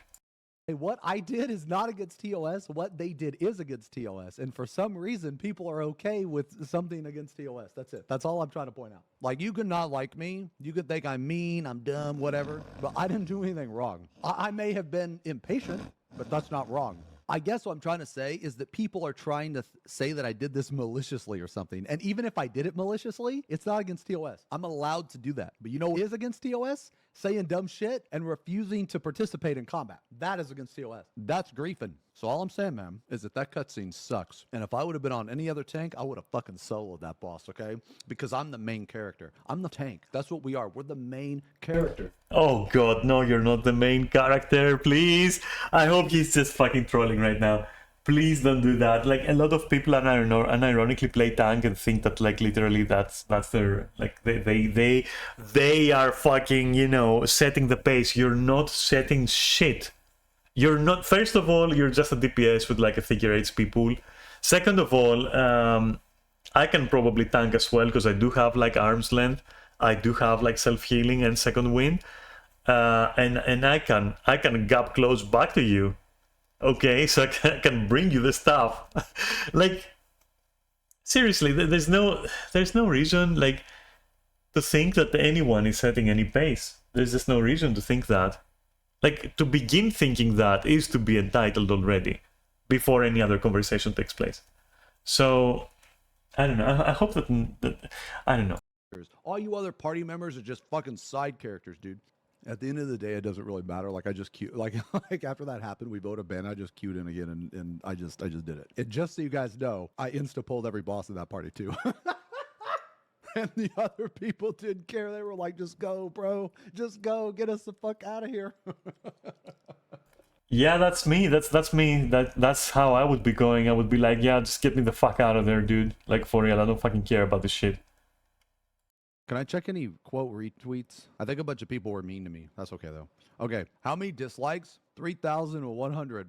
And I don't know if you want to combine this comment right here, but like this comment if you think Xeno has an L take in this video. Red, droopy face. It has 2,500 likes. So anyway, Xeno proving he is toxic. Whatever. People will follow him even if he blows up a hospital. Bro, holy shit. This is some, like, deep-seated hatred. Like, what the fuck? And of course, they're part of the healer strike. Ah, I didn't notice that. They are part of the healer strike. What healer strike, you entitled piece of shit? As funny as it is, it's like, what do you think you can accomplish? You're not even accomplishing anything. You're not even allowed to do a strike. What do you mean healer strike? Is this your job? Are you, like, these guys are taking it so seriously. You can't, like, as much as it saddens me, the most you can do is just go on the forums and express your dislike with how your class works. I did the same with Samurai back in Shadowbringers and got banned for a year. So I understand. You're not gonna do that. You're just gonna go in-game and not do your job, thereby frustrating everyone, which is against the TOS, by the way, because you're not playing healer to not play a healer, you know? If you want to play a healer, then play healer and heal. You can't go on a strike, you know? What do you mean a strike? Like, what do you mean a strike? It doesn't matter. You're only hurting other people. You're not hurting yourself at all. Because you can play another class, so it's fine for you. But then another person on the healer strike is hurting you now because they don't also play healer. And in general, what are you even accomplishing that, like, nobody's playing? Are you trying to hold the game hostage, like the game's players hostage? This accomplishes nothing. This is just so stupid. It accomplishes nothing. Just go on the forums and like, explain your views, and that's it. You can't really do anything, like, for real. If that's a design that they want you to function within, then that's you out of luck right there. There's nothing you can do except, you know, voice your concerns that your class is trash and nobody's playing it. But it's not exactly a healer strike, though, is it? It's just like, oh, the class is bad, no one plays it. Just like Elder Scrolls and tanking, right? People just don't want to play tanks in there. Remember, we were watching that video and, like, that guy was explaining it and nobody wants to play tank? That's the most. It's not exactly a strike as it is a, like, you know, refusal to play just because... Not because it's your job or because you're playing in, like, bad conditions or something, like in real life strikes. It's just that you don't want to do that because it's boring.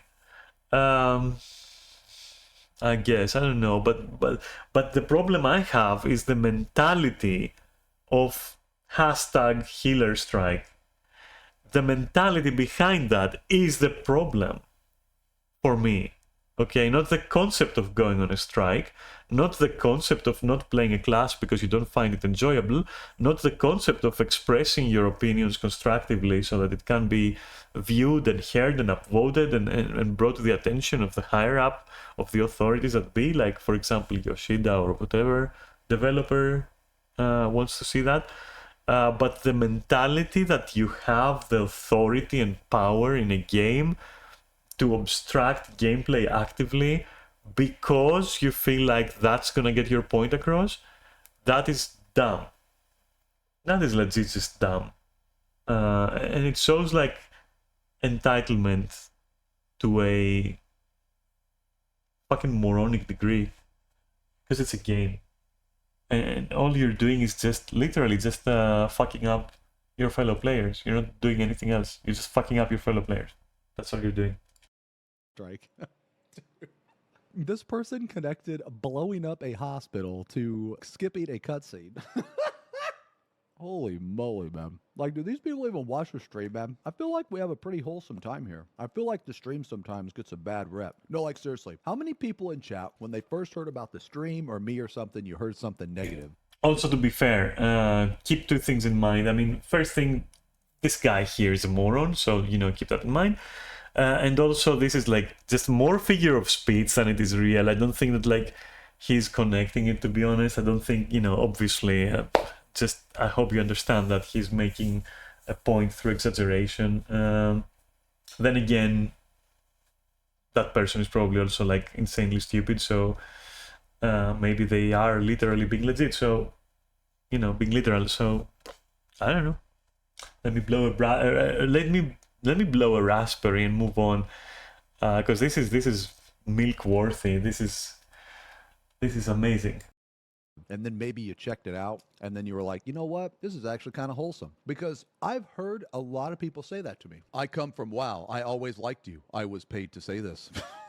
Yo, you know what? In one of the comments, dude, someone is like typical WoW player. Dude, when the fuck have I ever played WoW, man? The guy whose content often revolves around joining random PFs and trashing people who didn't consent to being part of his streams. Being a jerk, who would have thought? The guy whose content often revolves around joining random party finders and trashing people who didn't consent. Isn't that streaming MMO? I'm gonna BRB, I'm sorry. I need to go vomit a little bit. I won't really vomit, but, you know. But I will also mentally be vomiting for like a minute. Be right back.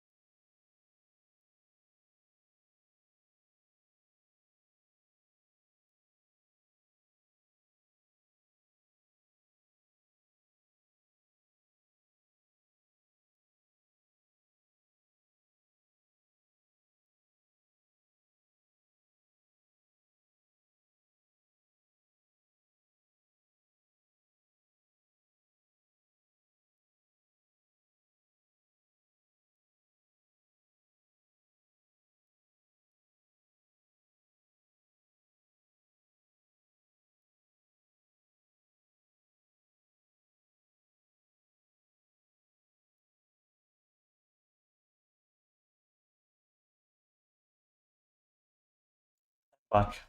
Okay. So this statement here is so weird because the guy content that revolves around joining groups and trashing people who didn't consent to being part.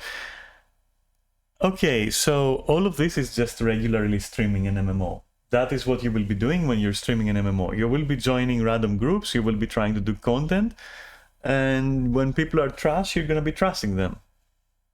That's that. And when people are good, you're gonna be saying they're good. And when you're trash, you're gonna be saying you're trash, and when you're good, you're gonna be saying you're good. And the being a jerk part is very, very subjective.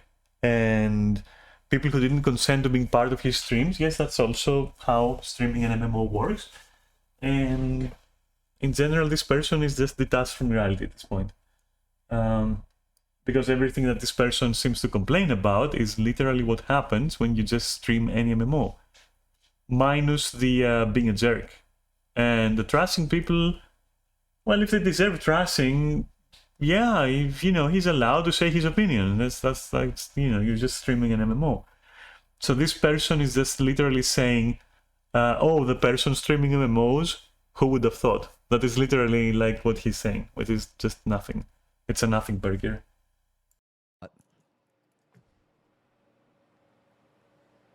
Did I even watch the stream? Dude is a WoW player. What do you expect? Bro, okay.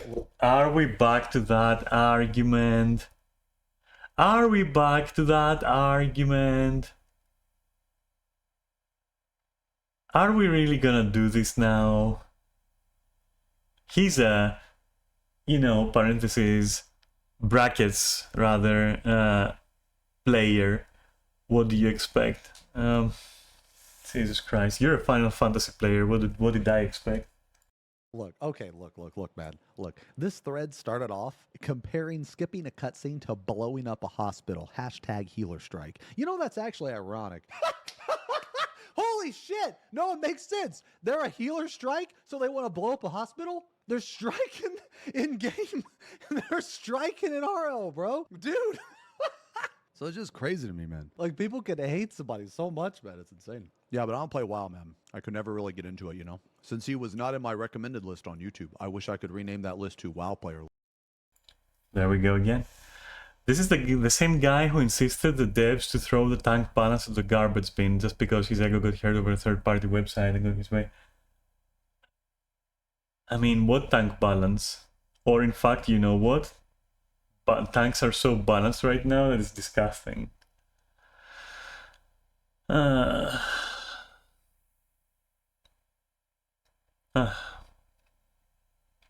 me see something.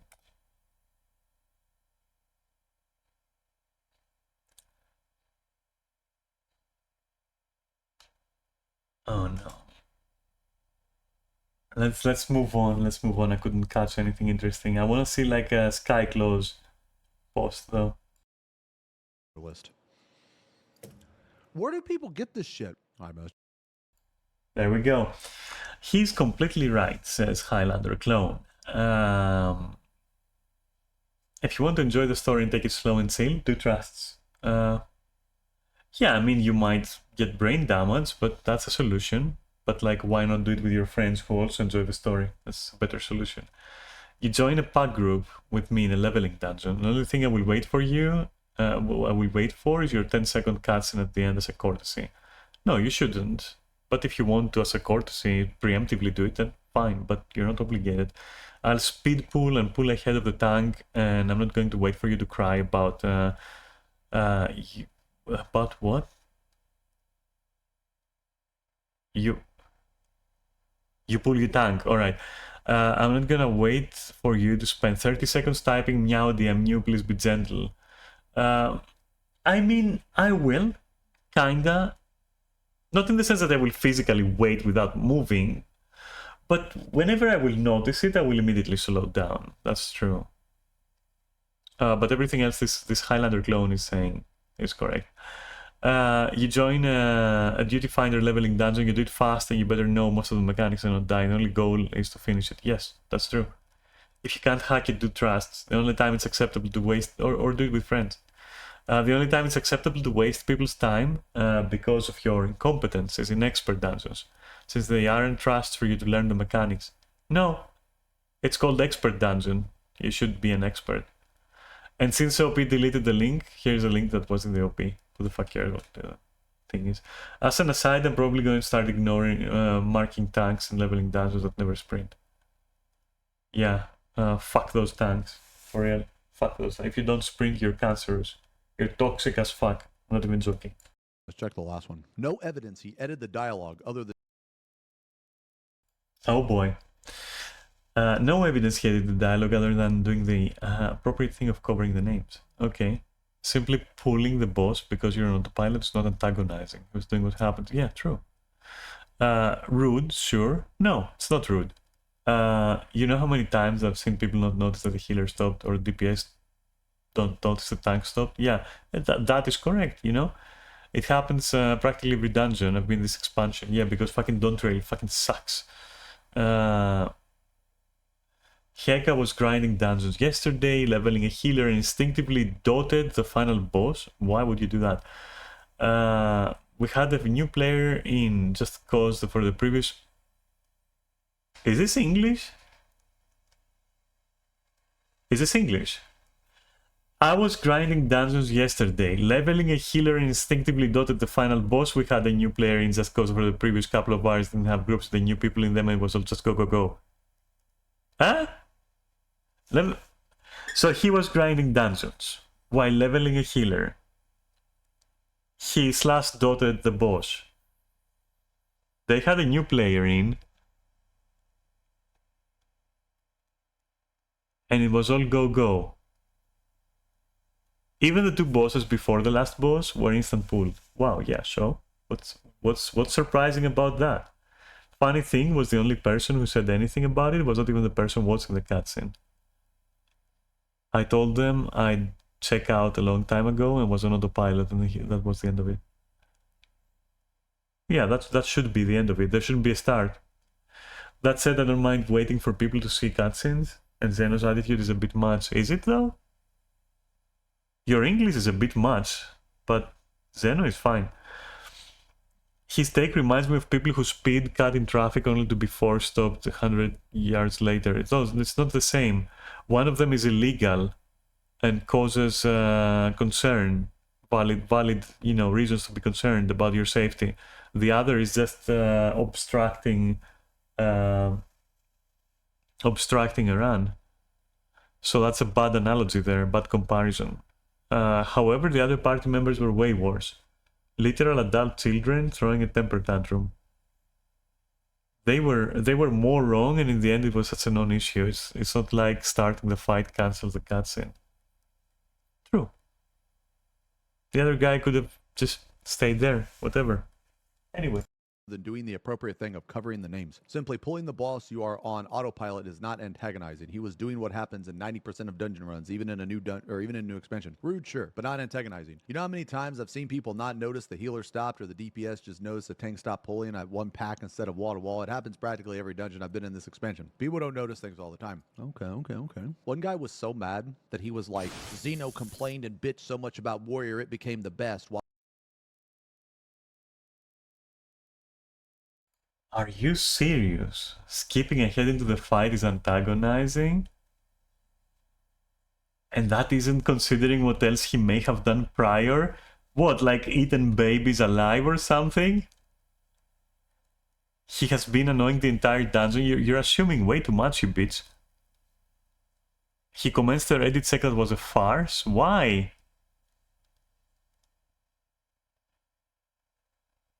The idea he didn't notice is a joke? How? It's like super discreet.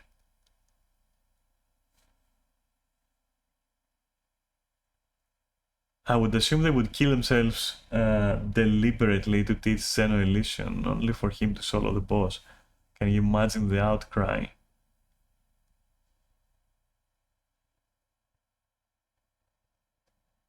What?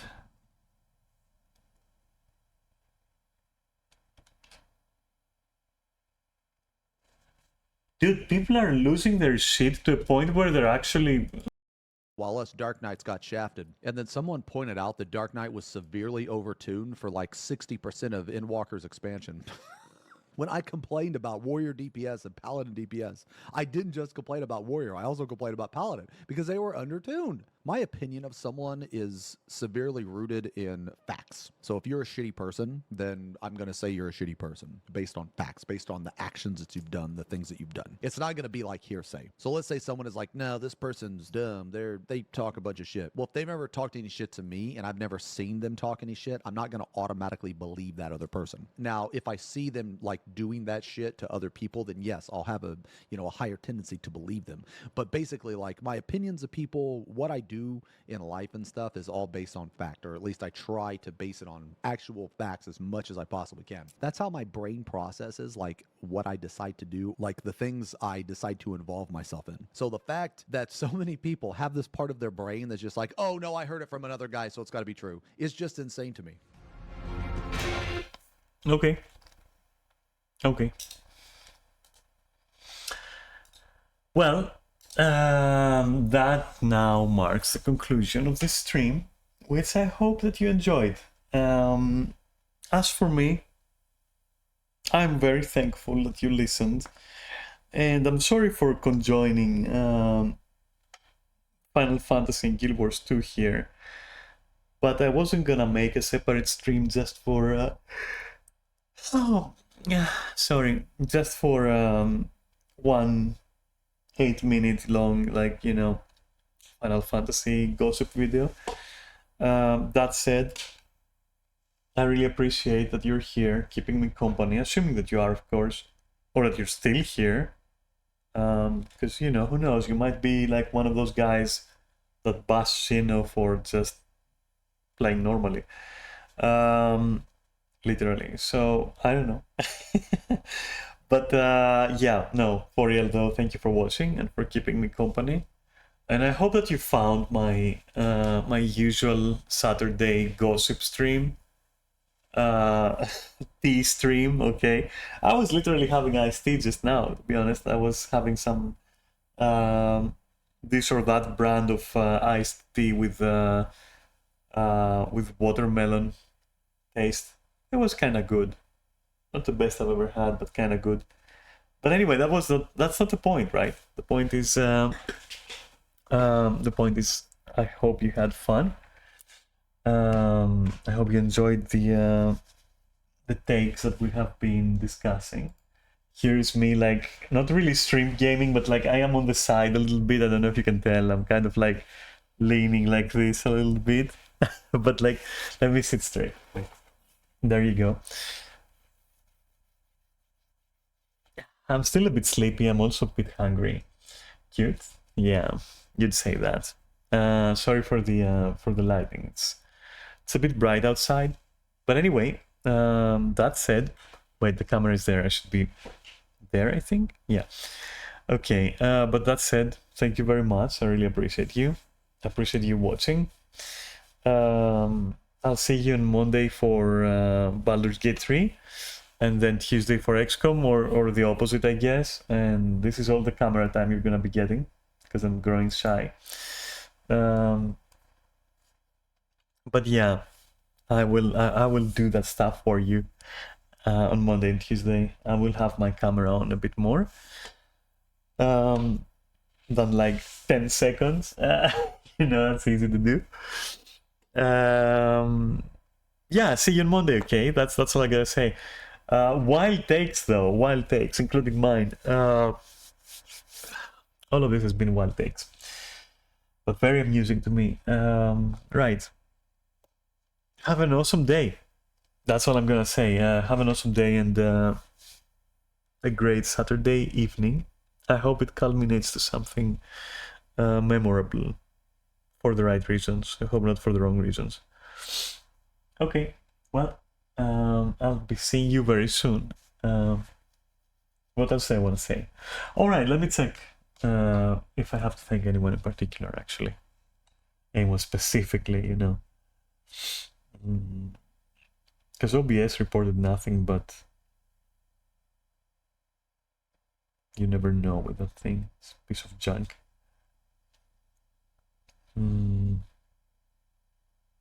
No, Neri subscribed, which I remember, and I thank Neris for.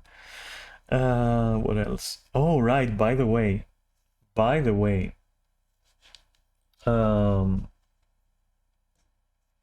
I tried to mount my new SSD in my streaming rig.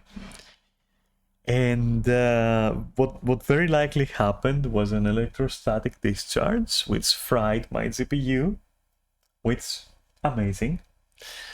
So I wanted to share that because I want to punch a wall because of that, and it made me really sad and frustrated me. And what else? As for the run that I had, where I was kick voted, I guess. It's just literally the tank was acting entitled. They wouldn't sprint. They were trying to drop aggro so that I die, which I couldn't because I was a scholar, and so I was healing myself. Kaori was there as well, and we were commenting on that on voice. And at one point the guy said something along the lines of, I didn't know scholars were tanks, which I didn't reply to. I just wanted to get the fuck out of there, just do my job. Not once did I endanger them, even when the tank really tried, like legit tried to die, I prevented it.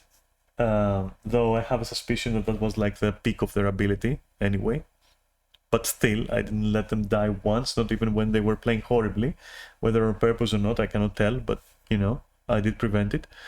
And next room to the last boss, the other DPS, so Kaori's co-DPS, was like, if you want to tank, there is a great assortment of awesome tank classes, like the Dark Knight or the Gunbreaker and the Warrior. You could have chosen either of those, as opposed to like trying to tank as a scholar. You know, literally that fucking tone.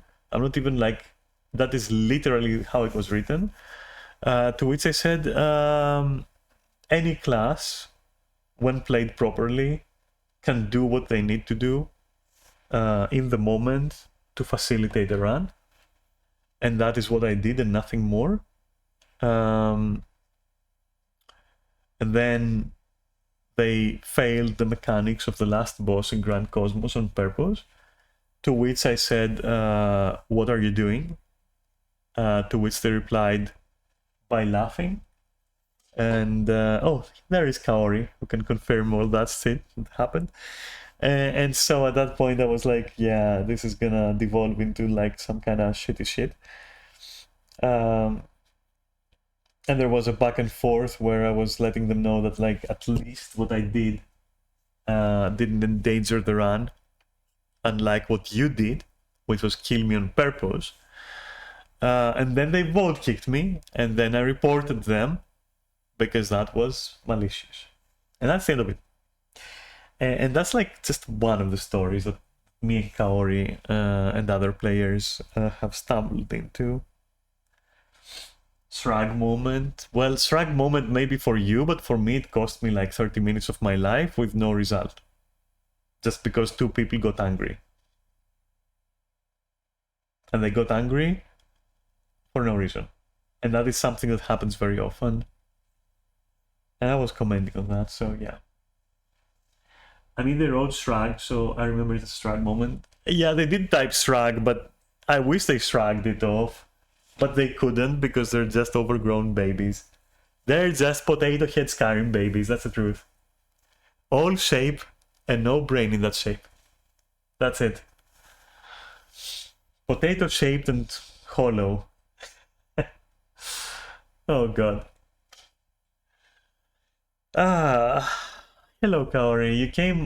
You came right as I was about to sign off. To be honest, because I need to take care of lunch, and yeah, I guess I'm gonna do some dailies here and there, maybe some in Final Fantasy and maybe some in Guild Wars. It really depends, because I also have to have I'm having some people over, so that's also a thing. I have to arrange that, see what time they'll be here. I have to arrange lunch, and I have to figure out dailies for 2 games. So I'll be leaving. And I mean, it's been like a 4-hour stream, which is more than fair for a Saturday. It's more than fair for a Saturday. For real. And I know that you didn't want to be late. And I know that you're doing your best to always be here, and I appreciate that. And what can you do? It's like, you know, just bad timing. You also have your relatives over and all that shit, so it's just what it is. You want me to hydrate, huh? Yeah, I'll hydrate, but it's not gonna be water. Well, it's gonna be partial water. Just give me a sec. I'll have a soft drink. Be right back.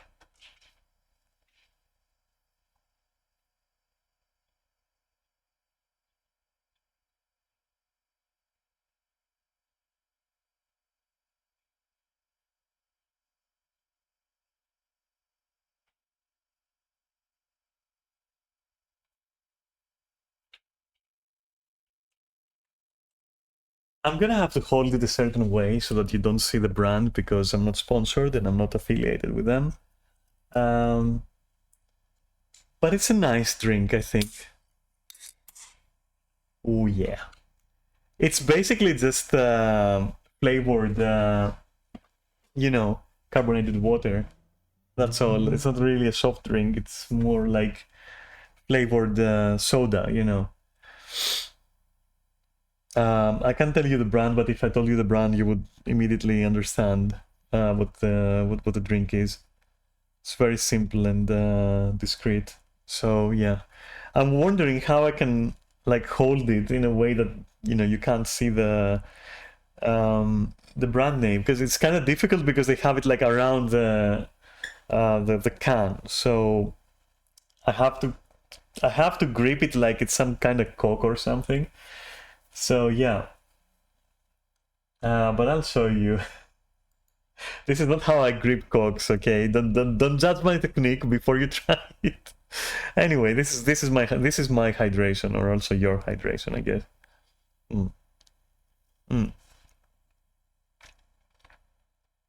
It's tasty. It's pink grapefruit. It's nice. Anyway, that's the most you're getting today. Fuck it. I can't. I'm holding it like in an awkward way, and it prevents me from drinking it like I would enjoy normally, you know. Anyway, lunch. I'm very hungry. Aren't you hungry? I'm very hungry, honestly. So I'm gonna go make something. But thank you for dropping by, and thanks everyone for watching again, and for spending your time with me. And yeah, let's see. I did ask you or tell you to, you know, I did tell you, like, you know, that I hope that you enjoyed yourselves, and that I'll see you on Monday. All right, that's it. Thank you very much. You've been all cuties. Bye bye for now.